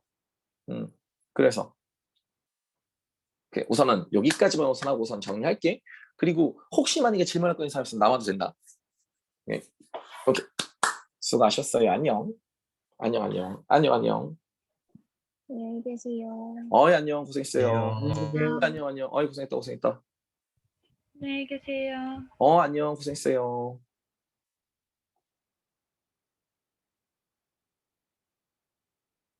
정현이 왜? 그 6번이요. 어떤 거? 6번이요. 6번 문제? 네, 거기 음. 6번에 그 객관적이라고 말하는 거를 모르겠어가지고. 6번 선지에는 1번 얘기하는 거야? 네, 이게 뭐 내가 이 글을 지금 읽어주진 않았거든? 읽어주진 않았는데 우선 잠깐 얘기를 해볼게. 니은의 관점에서 기억을 비판한다고 했지? 니은 한번 볼게. 니은이 누구냐면 미니멀이야. 오케이? 네. 그러면 니은이 미니멀이지? 그럼 미니멀 같은 경우 되게 재밌는 게 뭘 얘기하는 거냐면 얘는 뭐 비유, 상징, 뭐 주관 이런 거 다 필요 없어. 그냥 감상자의 일반적인 감상만 알면 되는 거야. 무슨 말인지 되니? 오케이? 우선 그래. 그럼 봐봐. 1번. 미술은 행위성에 중심을 두는 게 아니라 대상의 본질을 객관적으로 표현하는 데 집중해야 된다. 그럼 이게 무슨 말을 얘기하는 거냐면 자, 기억 같은 경우는 뭐 하는 아이였냐? 비유하고 뭐 이질을 하는 아이였지. 자, 어디냐면